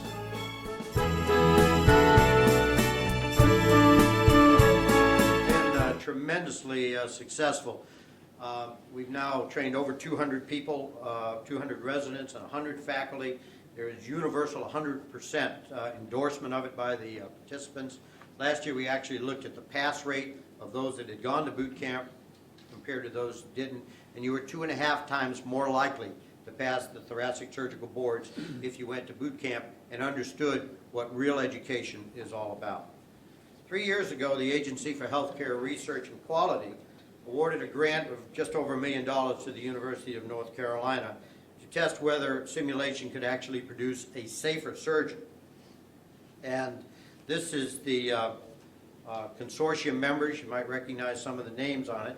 Carolina put together a 8-center consortium across the country, and we've created a 42-week syllabus that clearly outlines every single week exactly what should be done. The grant is now near completion. We've done over 4,000 hours of simulation-based training and collected 22,000 data points on this. And while time this morning doesn't really permit me to show you much more than just a snapshot of the HR2 grant, I do want to show you a short video of one of our residents doing module number 5, which is an intraoperative aortic dissection. Now, that's something that you probably you might never well see during the course of your training, and therefore you would not really be prepared should that actually happen. But this is a video showing first the component tasks of learning how to cannulate the groin, to shift the aortic cannula to the groin, the component task of learning how to repair the aorta. This resident did this 5 or 6 or 8 times during the course of those individual sessions. And then finally the full boat, where she just completed a coronary. You have high pressures, you can't flow. And this occurred. Anesthesia, can you look with an echo? Looking, you may have a flap in your ascending aorta. All right, we have a dissection. We're going to cannulate in the groin. Okay. Go to low flow, or cut your flows in half. Okay. Flow's coming down. All right, back on bypass. All right, we're back on bypass. Pressure looks good. All right. Pump off. Start going to low flow on your retrograde cerebral perfusion. Close flow.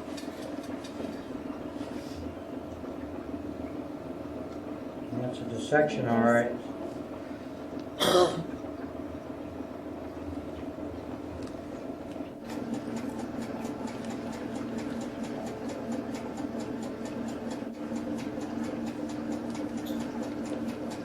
And finally repairing that.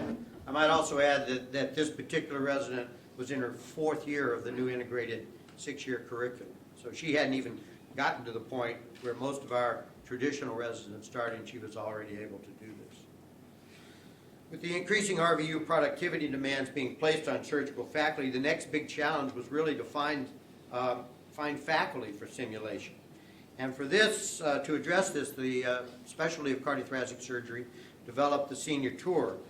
And this is a national organization of over 30 right now retired cardiothoracic surgeons who have undergone training in simulation-based education, and they donate their time to training residents in this way. We're fortunate to have 2 of them here in North Carolina, Dr. Wolf from Duke and Dr. Alexander from Evanston, who come up every week and they work with the residents. The Senior Tour is a not-for-profit entity incorporated again in North Carolina, and is headed up by Dr. John Hammond from Wake Forest University. And let me just show you a short video of some of the action that some of the work that these folks have been doing. This is Dr. Hammond and Dr. Mansour from Emory University.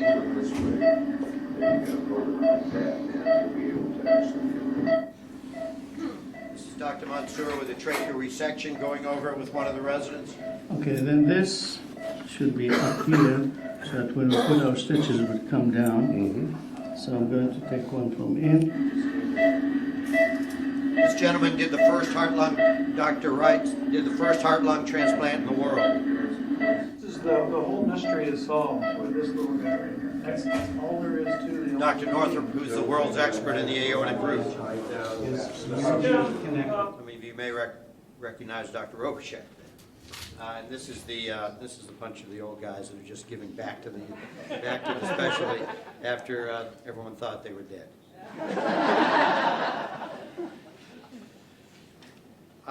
But the Senior Tour has been terrific.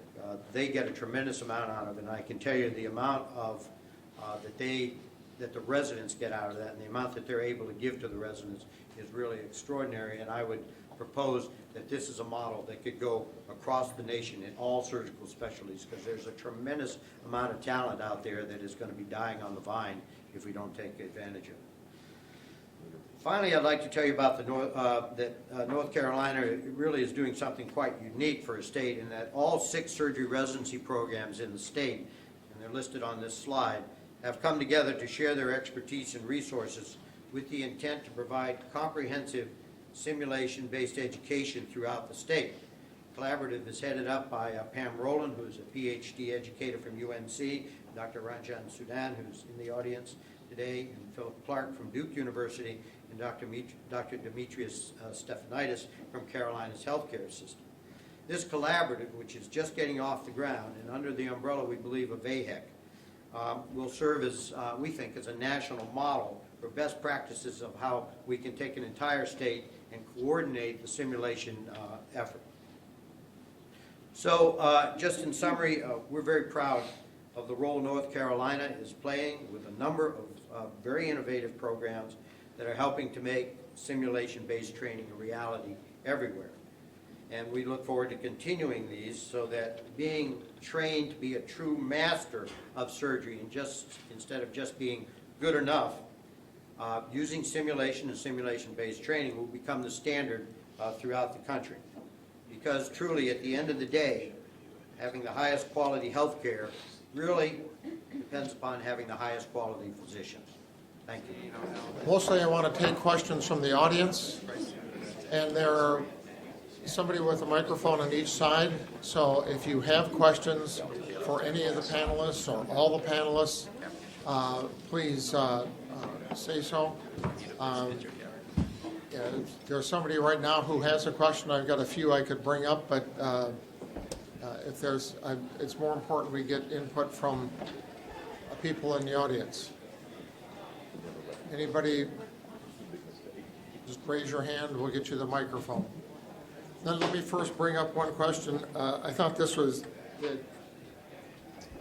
Dr. Hoyt, your slide on looking at the comparison of data from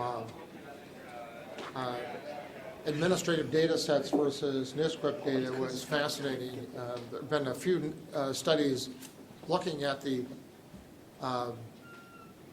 limitations of administrative data sets, and as I generally said, the thing that was usually only 100% accurate was whether they were discharged alive or dead, and oftentimes their age and gender, but that was pretty much it.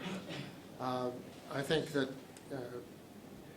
this is something that's really important because, as you talked about, in many panels have talked about, there's so many different quality measures. Everybody's trying to come up with new ways and trying to get a consistent system and a consistent set of markers is pivotal, and then a way to measure them so that you know that there's reliability. Any thoughts or comments? Yeah, no, it's a good question, Tony, and I think there are a lot of things that are going on right now. There's increased interest in registries. You're seeing it by a lot of professional organizations. STS, the college, ASCO, and the cardiologists have really been leaders in registries, but everybody's wanting to get into registries now, which is why the hospitals are being approached to get more and more things. So I think to a certain extent that has to be dealt with through the professional organizations. Having said that, the new law, and we'll see if it passes, really allows registries to be used as a tool for measurement of quality. So the interest is only going to increase. Ultimately, allowing electronic medical records to help put some of the data into the registries is the ultimate solution. And we're working with Epic and Cerner as our other organizations. But, that's not in the foreseeable future. I suspect that's a couple, 3 years at least out, even to help partially. So I think, the advantage of investing in the collection of data is if you're going to risk adjust, or if you can risk adjust based on that data and get a much more accurate list of complications, or if you're going to go into a bundling kind of project where you need to really calculate what your complication indices are going to be so that you can appropriately adjust your bundled payment, then I think it's going to be essential to have the kind of data that is really clinically collected. But ultimately, we've got to come up with a better way to collect it, a cheaper way to collect it, and that's the challenge. Any other panelists want to comment on that concept? Dr. Howerton? Well, registries are great, but from the payer point of view, that they have to have scale, so they have to be everywhere if they're going to be applicable to their population, and they're only half the equation. If we don't know the costs, we can't do the value equation, and so we can't have that conversation. So we got to figure, and only people who know the cost, total cost of care, are whoever's paying the claims, Medicare, insurance, whatever. Yeah, I mean, absolutely, and I think there are a lot of projects, some in the college, some I know STS has a project on this, but we're starting to take CMS data, which is available. As the commercial data becomes more available, we'll be able to move that together. And I think, that's going to be really a quantum leap in terms of the usefulness of this data. I mean, one of the challenges of all this is that people want to do this, but we always look through it through our own eye, and it's easy to take a set of data and try to risk adjust it, and it just so happens that by doing so, it makes yours look pretty good. And that's why using a nationally validated, standardized system like NSQIP, at least in my opinion, is much more valid than something that comes out of any organization or even institution, because it's subject to a much more independent, rigorous evaluation. Though I think that is one of the really big issues. Questions from the audience? Dr. Weissler. Can I ask everybody just how they feel about public reporting in the grand sense? If we collect this data, how do hospitals feel about sharing it? If you're competing on that same stuff, how does an insurance company feel about making this data open to the people it's prescribed to your your particular insurance or whatever. So how do people feel about how public this should be, and at what level? At a hospital level, at an individual provider level? How granular should that data get? Well, I can tell you from a specialty standpoint, the Society of Thoracic Surgeons has a long history of a large database, and now that is all being publicly reported in Consumers Report with 1-star, 2-star, 3-star, and it was done on a voluntary basis, and a lot of us had concerns that there would be tremendous outrage and pushback and all of that, but that really has not occurred. It's been very well accepted. It has put the specialty on very high ground in terms of transparency and what we're doing, and we've been very encouraged by how successful it's been, and I think from the insurance carrier point of view, we're all for it. In fact, to a certain extent, a lot of it is already being used today. The data that the North Carolina Hospital Association published is used by our contracting people when the time comes down to sit down with hospitals to discuss outcomes, quality measures, things along that line, just pulling together the information from a variety of sources. Now, I'd like to echo Dr. Hoyt's comment about the 4 pillars being necessary, and I was really taken aback by the difference, although I knew it conceptually, the difference between the accuracy of clinical data versus claims data, that there's an awful lot that can be hidden very effectively in the submission of a claim, and we've got a special investigations unit that is probably understaffed for the amount of work that they think they have to do, and most of the time it's interpretation of coding and things along that line. But to have that data available, I think everybody is going to benefit. I think if the hospitals and the physician groups, understand what the insurance carriers are doing with their data, that's a topic for an open discussion, so that as we can progress with refining the information we have, so that we can make more knowledgeable decisions and move in the right direction to incorporate cost into the equation. I think everybody, especially the people we take care of, are going to be the ultimate beneficiaries. It's interesting that, people looking whether or not it should be individual or institutional, since when you look at outcomes based on volume and other things, and it comes down to be that the biggest issue is not the individual, but the rescue capability of an institution.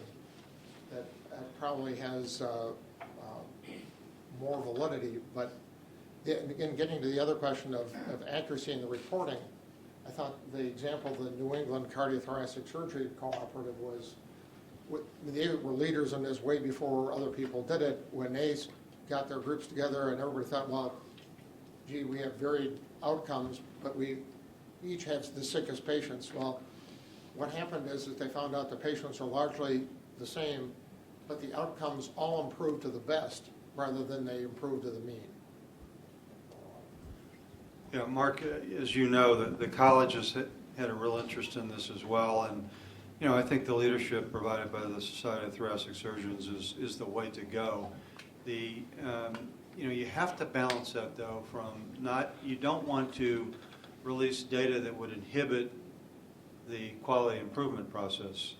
So it's a balance, and I think what the college has done is through the SQA, which is the Surgical Quality Alliance that we convene, they have just published a document trying to frame what is appropriate for public reporting.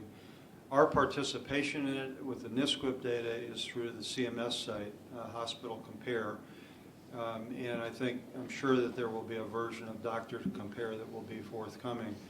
But ultimately, I think it needs to be coupled with transparency about pricing too, has been said, because in terms of the value equation, the pricing part of it is really essential if the consumer is going to make an informed decision. Questions from the audience, or several more. Thank you very much. I think it's been very interesting. I did bring up an issue, as you know, since we carried on from Russ Howerton's thoughts about doing a statewide initiative and evaluated what's happened in Florida, Tennessee, and also Michigan. I think there was more, and Dr. Hoyt had alluded to them. But the only pushback that we've had so far in this state is who's going to pay for it. And it's not that this idea is not good, and the very fact that we only have, what is it, 12 hospitals in this entire state, I was quite amazed that only 12 hospitals are involved in NSQIP. Now, I understand the college is cutting down cost to individual hospitals, or you can choose what you want to make it a mini hospital. Maybe David would like to point about it, but I'd also like to have Hugh, if he doesn't mind, to know that Blue Cross Blue Shield has supported this in other states, but have had the real pushback here in North Carolina. And where are we going to go? Is this a point for the college to deal maybe with the Blue Cross at a national level and see if they can get some cooperative, or should we have Congressman Price come back here and tell us maybe some government money? Certainly could have gone on the latest bill with all the other pork. Dick, that's a great question. I've been working with you for several months on this, and you're right, it is a hang-up. I would say that we're moving, all of us here in this room who have an interest in furthering and establishing a North Carolina surgical quality initiative are very interested in making sure that it comes to fruition. It may be that as we put our heads together, we come up with a reasonable or a achievable, if you will, marketing strategy to bring people in. The idea of perhaps having people such as Congressman Price, Congresswoman Elmers, lending weight to all of the organizations that we need to do something along this line. A, for surgical care. B, as an example for all of the other specialties in the state, and to be able to demonstrate to the people of North Carolina that what we really are about is improving the care that they get for the dollar they're paying. So I think that not only do the conversations need to continue, but we probably need to sit down and try to figure out what is a step-by-step process to be able to bring this to fruition. Dr. Goldstein, who stepped up and made it happen for us here at UNC, your thoughts about this, or any thoughts? I don't have any great answers as to how to fund spread of a program like NSQIP. I think in an ideal world, this would be a priority for funding for all the reasons that I mentioned. That to me, the point of making data public is if you have data that's meaningful for patients. And compared to a lot of the data that we spend money collecting and reporting, I think this particular way of looking at improvement data is particularly rich and particularly likely to produce meaningful things for patients and payers to really be able to hone in on.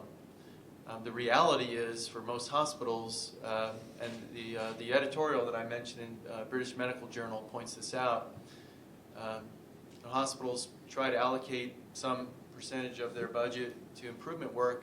By the time they get through the things they have to do for things like CMS and Joint Commission, they have less funds left over for what in this case would be for now a voluntary program like NSQIP. One comment is that there used to be 138 independent hospitals in North Carolina. There's now 34. So as these systems get bigger, as Dean Roper pointed out, how UNC system, as those things happen, I think it's much more likely that a system will try to look and use that kind of NSQIP or these measures across their system rather than just one of their or two of their hospitals. Right. Yeah, I mean, I think, Dick, you ask a really important question that comes up all the time, as you can imagine. The facts are really pretty straightforward. I think you can actually say that this is a good return on investment. So the data for that has been shown in several systems, where if you implement the programs and you then calculate per reduction of complication cost, that you're saving an average 400-bed hospital somewhere between $3 and $5 million a year through the implementation of the program. Now, you may not believe that, but there's data to show that. The cost of NSQIP, again, for that same size hospital, is an FTE, which is really the data collection part, which is the most expensive part. And then there's a software cost. And the college has been very flexible in working with systems to try and bring that down, or to make a smaller type of data collection instrument, such as was done in Florida. But you're really talking about $125 or $140,000 a year to actually put that program in. But the return on investment is somewhere around $3 to $5 million a year. Who should pay for it is, I don't know the answer to that, except that I think where we're trying to go as a college is we're trying to get people to get to the point that you wouldn't fly into an airport that didn't have appropriate oversight with data collection and participation in regulatory oversight. I mean, there's so many things we take for granted today in terms of the safety of our environment, and yet we don't hold ourselves to that same standard in hospitals. So we're trying to push the conversation to that level, so that whether it's a combined investment in hospitals and payers and physician groups, et cetera, some solutions got to evolve. But it's really got to be driven by the fact that people want it for the right reasons.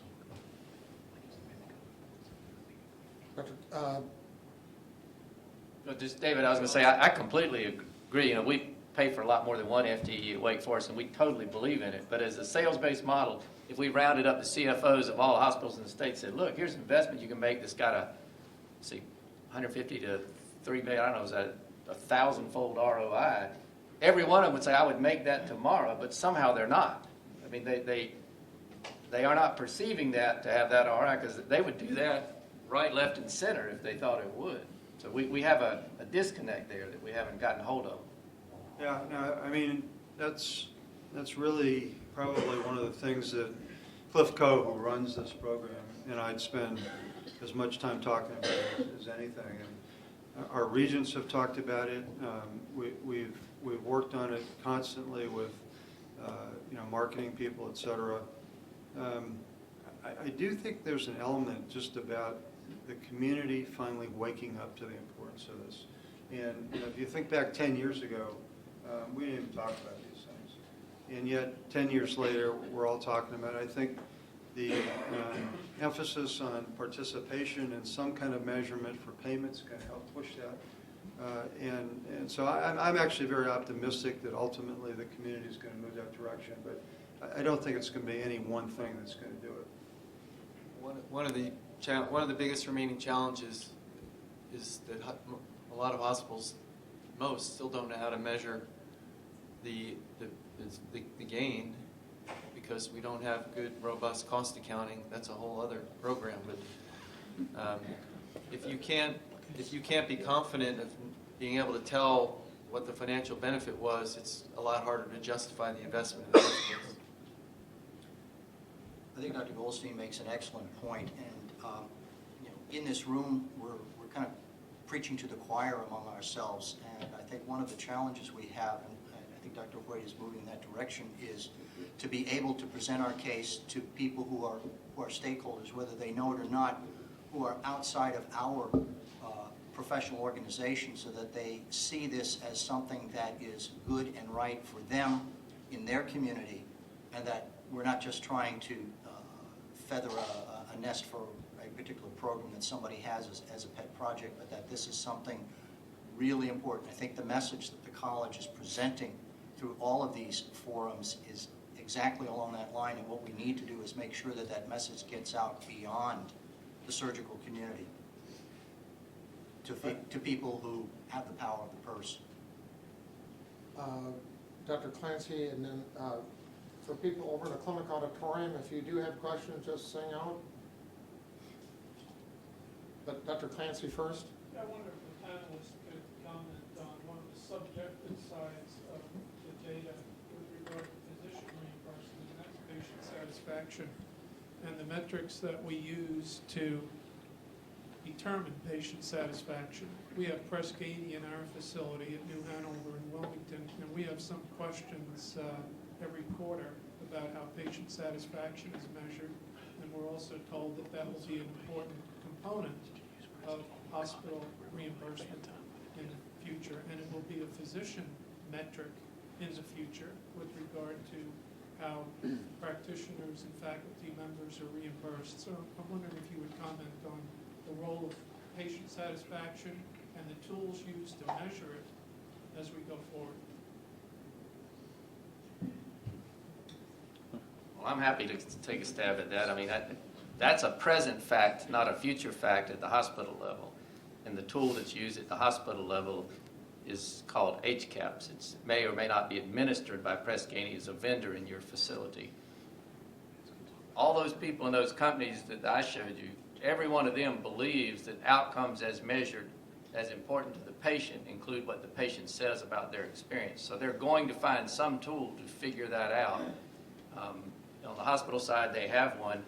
Those of us who are in group practices, physician group practices of 100 or more, that's a fact on the ground as for 2015 with physician value-based reporting. And that will be through an analogous tool called CGCAPS, which is in the ambulatory space as opposed to the hospital. And that will be administered to our patients and measured, and we will be paid on it. So that's at the federal level of payment. Every payer or transmitter of payer, insurance agent, is going to find some way of measuring that outcome as what matters to the patient. And it turns out their experience matters to them a lot. As a matter of fact, maybe more than many of the things that we find is important to us professionally in measuring our outcomes. So it is a train a-coming, whether we like it or not. I happen to believe it's a good train. Yeah, the college has also participated in this through an AHRQ grant that we got a couple of years ago, have created a surgical CAPS, which is available. Not too many people have started to use it yet. But if you look at the language in the current SGR replacement bill, which really throws out all of the current programs, such as meaningful use in PQRS, and replaces them with this composite scoring system, which is actually, in a lot of ways, I think it's going to be much better. It will be much simpler to follow, et cetera. One of the 4 elements is patient satisfaction. So it's absolutely in their mind. And again, there is a tool that's been developed for surgical patients similar to what's currently used in hospitals. I think a couple of points. To me, what matters most is patient loyalty. I want patients to be satisfied, but I also want to know that they would come back for care, or that they would refer a loved one or a friend for care. It's still not clear to me what instrument, whether it's Press Ganey's proprietary surveys or HCAPS, captures that. HCAPS may be a little bit better because it's more, the way HCAPS is written, it's more around what did things get done. Press Ganey, to me, is written more around how did you feel about. So the answer is probably somewhere in between. The other point I'd make is, with all of our interest and energy put into patient satisfaction, we're just really scratching the surface of where we need to go, of more patient engagement and family engagement. And that's how we'll figure out what we really should be asking them, by letting them design the survey in the first place. And there are people here. I see Dr. Willis from our institution, who's a national leader in this area of patient and family engagement. So that's another trend I see, mixing with our professional view of what improvement is. As Russ said, we've got to be mindful of complementing that with what the patients say are the jobs to be done, and are we doing those jobs? One last point. Those of us who are vigorously competing across the state, my colleagues and I, our systems are competing all over the state. We long since leave behind those public measures, because patient engagement and loyalty is how we're going to be in business, and we're going to deploy much more sophisticated tools to try to figure that out than the ones currently have payment models on it. And if we can get an ideal patient experience as defined by the patient, we can let go our marketing departments, because they will be our marketers. And so that's an intense focus for us, far beyond the publicly reported measures. Any questions from the clinic auditorium? Tony, just one other comment on the patient experience element, because I think measuring outcomes with Press Ganey or some of these other tools is one way to do it, but The way we've been trying to look at it from the patient-centeredness and the actual encounter, at least from a surgical patient, is at the point of care when you initiate the surgical decision-making. And what we're trying to do is create a set of tools that will enable the individual physician to start to, individual surgeon, to start to track that patient, engage in a conversation that is truly risk-adjusted. We now have a web-based risk-adjusted tool that can allow you during your informed consent discussion with a patient, give that patient a real risk adjustment based on their current conditions. And it's a remarkable change in that discussion. To initiate a review of the appropriate guidelines for the procedure, to initiate a not just the scientific or clinical decision-making guideline, but the appropriateness guideline, and to make that a composite of really the informed consent process. So we're creating a set of tools that are going to be available on a phone, so that in the encounter during a preoperative hernia visit, you can actually have that conversation with the patient to try and bring true value to that, which we hope would then be reflected in these kinds of scores we're talking about. Question? I'm with Carolina's healthcare system, and across North and South Carolina, we have 40 facilities, and 19 of which participate in NSQIP. And we're in the process of creating an enterprise-wide collaborative now. So stay tuned to maybe joining you guys. Let us know. Yes, My name is Tim Edmiston, and I'm an immediate past president of the North Carolina chapter of the American College of Surgeons. And I'd like to just briefly to share with you a personal experience from my group in a rural area of western North Carolina, Boone, North Carolina, because I think it highlights the importance of, if we're going to do this and measure quality, we've got to do it well, because I think there can be some unintended consequences. And as I share with you a little bit about our experience that we're currently, the process that we're currently going through as a practice, I think it'll highlight some of the potential problems of using administrative claims data rather than clinical data, such as with a project like NSQIP, to measure quality. Our group, which consists of 5 general surgeons, we are the only surgical providers for our community, learned from Blue Cross. And again, I want you to understand that I come to you with a spirit of collaboration, and I bring this up only to express some of my concerns about how we've got to do this right and we've got to do this well, because there are unintended, I think, implications of a system that is not functioning as efficiently as we would like for it to. But briefly, we learned in November or so that from Blue Cross that our group, as of January 1st, would be labeled as a Tier 2 practice rather than a Tier 1 practice. And as we began to explore what that meant, we began to realize that that was going to be based upon either quality or cost measures being applied to our practice based upon claims data from 2011 and 2012. And the implication that concerned us gravely was that patients, if they find out that we are Tier 2, will learn that they will have a higher co-insurance or copay to come to our practice as opposed to go elsewhere. So it had huge ramifications for our economic future as a practice. Also, we had prided ourselves based upon certain local and national measures as being a practice that provided high-quality care, and we felt that we did. So we've had now 5 conference calls with Blue Cross who have been very helpful in trying to explore what is taking place and trying to educate us. But one of the things that we began to realize was that there was a system in place called Prometheus that Blue Cross was using to measure quality. And we got a list of 75 potentially avoidable complications for the years of 2011 and 2012 on our collective patients as a group.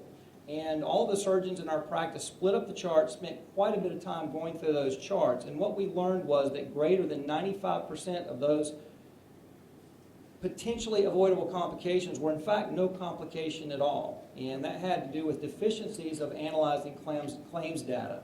I'll give you an example. For example, we would be performing a laparoscopic cholecystectomy. And for those of you who don't have the clinical background, we're removing the gallbladder using a minimally invasive technique. and the patient would have adhesions or scar tissue from a previous operation. And so we would appropriately take down those adhesions in order to remove the gallbladder successfully.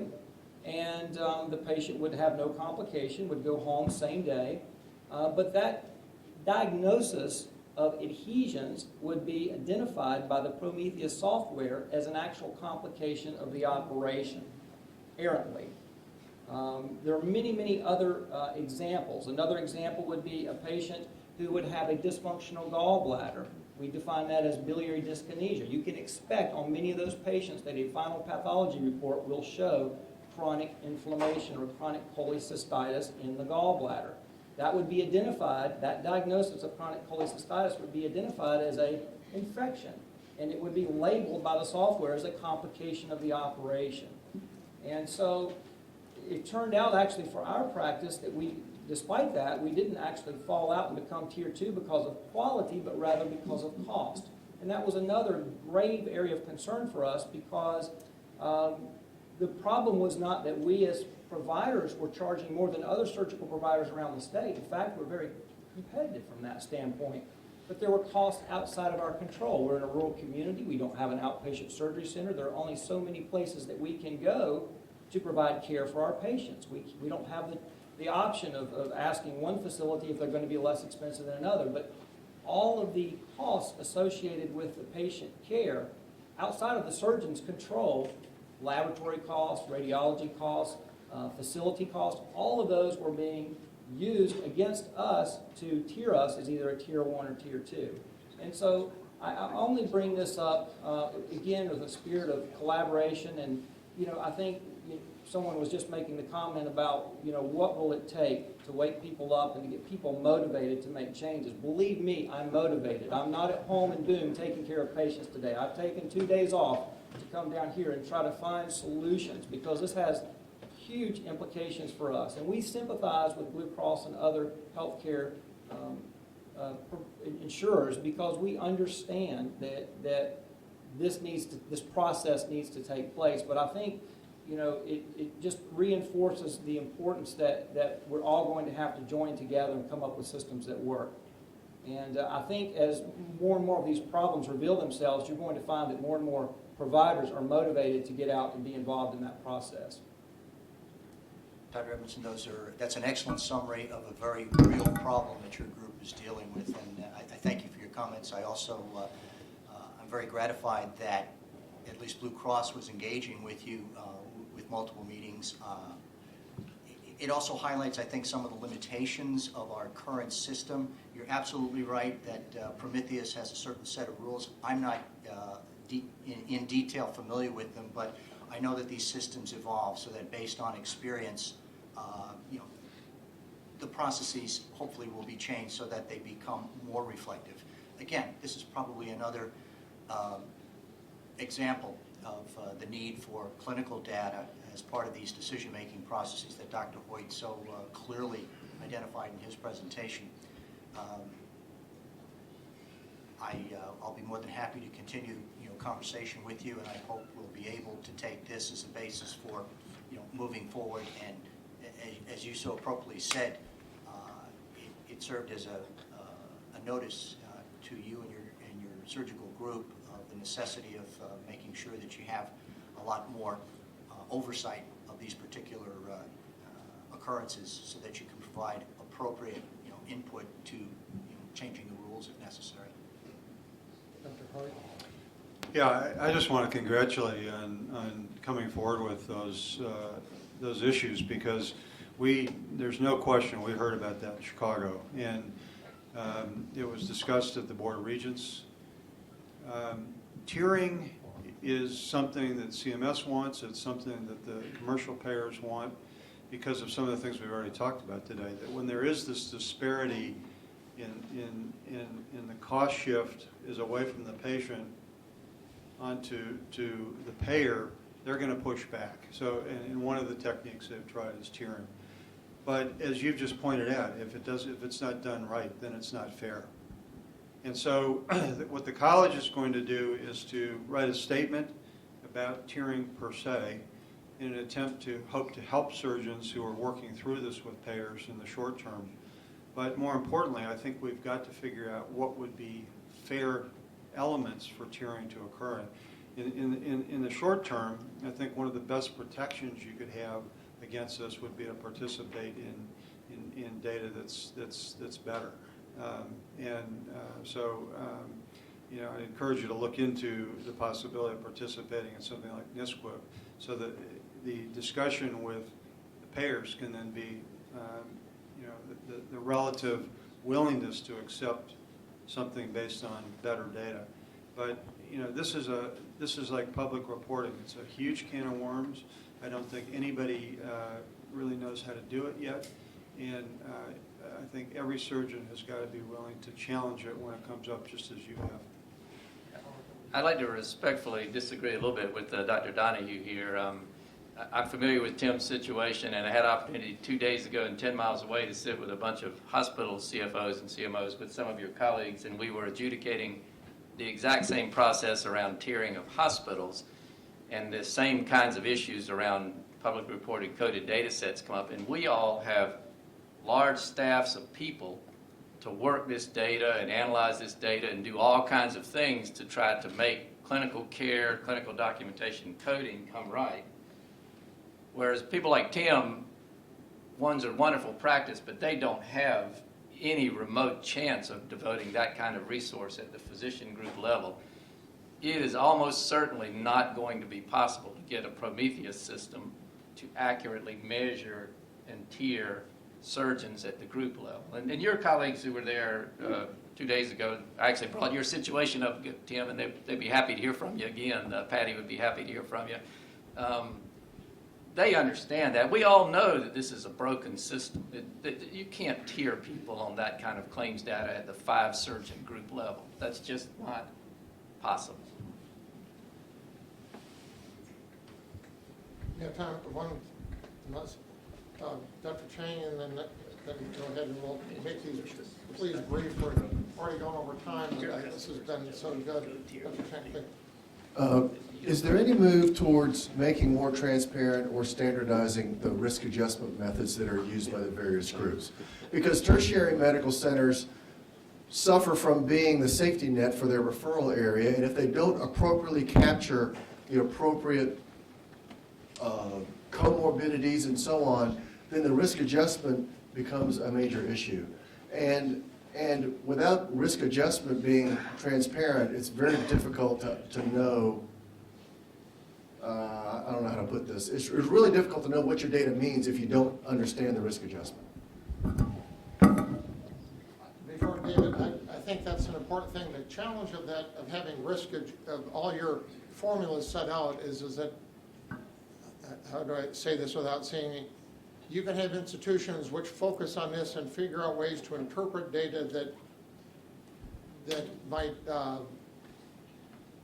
overinflate things or essentially play to the system rather than play to quality. Sure. So I think, at least that's my own personal concern about that. David, I don't know what you want to say. You've been involved in this for a long time. Well, you know, I mean, the risk adjustment models are available. I'd be glad to put you in touch with somebody to talk about them in more detail, but they're constantly being updated to try and improve their efficiency, ultimately by lessening the amount of data that needs to be collected to do the risk adjustment. But so if that would help, we'd be glad to put you in touch. Like case mix index. If you want, you can jack your case mix index really high. There was one other question that we can. Thank you. I have a comment and a question. First comment is I'm with the North Carolina Quality Center, which is a division of the Hospital Association.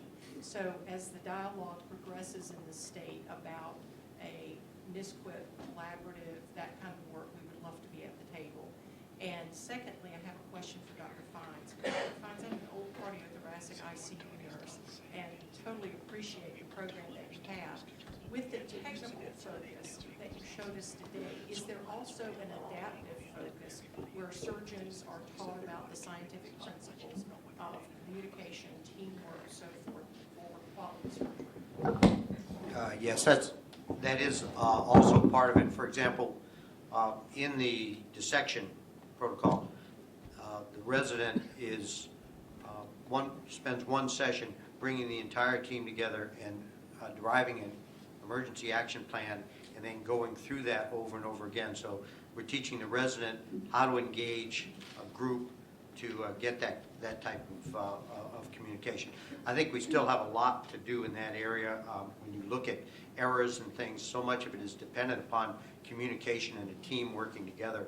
And I think that's obviously the next step, is to even enhance this more. Our School of Nursing here has a lot of simulation training and interest in this, and the opportunity to do team training together is part of what we're planning for the future. So I think it's going to work well in those respects. Not just in the OR, but everywhere, ICU and everything. By the way, the Hospital Association was involved the last time we did this. Carol Coble was involved, and I don't know how long you've been there. It's been 6 or 7 years, and would almost inextricably be so today, because it will never happen without a coalition of resources from a bunch of people. Any comments or final thoughts by the panelists? I'd just like to mention one other thing, and that is that all of you, all the physicians in the room, will now be getting into phase 4 of maintenance of certification. And one of the things that Bill Baumgartner from the American Board of Thoracic Surgery told me that they are looking at is to give you credit on phase 4 for participating in hospital-based quality improvement initiatives. So Six Sigma and all of those kinds of things, if you take an active part in making your hospital and your practice better, that will satisfy, there's a reporting mechanism that looking at with some other specialties to make that, to engage you all in that and make it count towards MOC. Tony, I'd just like to, on behalf of the college, thank you and Tim and Mark for hosting this. I think this has been a wonderful forum. Yes, thank you. I have the opportunity to close. So on behalf of Dr. Meyer and Mark Weissler, Dr. Weissler, I will say thank you to all of our participants in Chapel Hill today, and to the members of the audience, both the ones here and connected electronically across the street. We know many of you traveled to this location today from long distance and even from outside the state, so thank you. Also, thank you to Trish and the members of Weber Shandwick who ran this for the last several months, setting this up for us, to Joelle and Buckio and the administration of the Department of Surgery which hosted this, and to our IT professionals who are here helping us today. Thank you. A reminder to all who are planning to attend the potential North Carolina NISQIP collaborative meeting to follow this. It'll be upstairs in room 2127.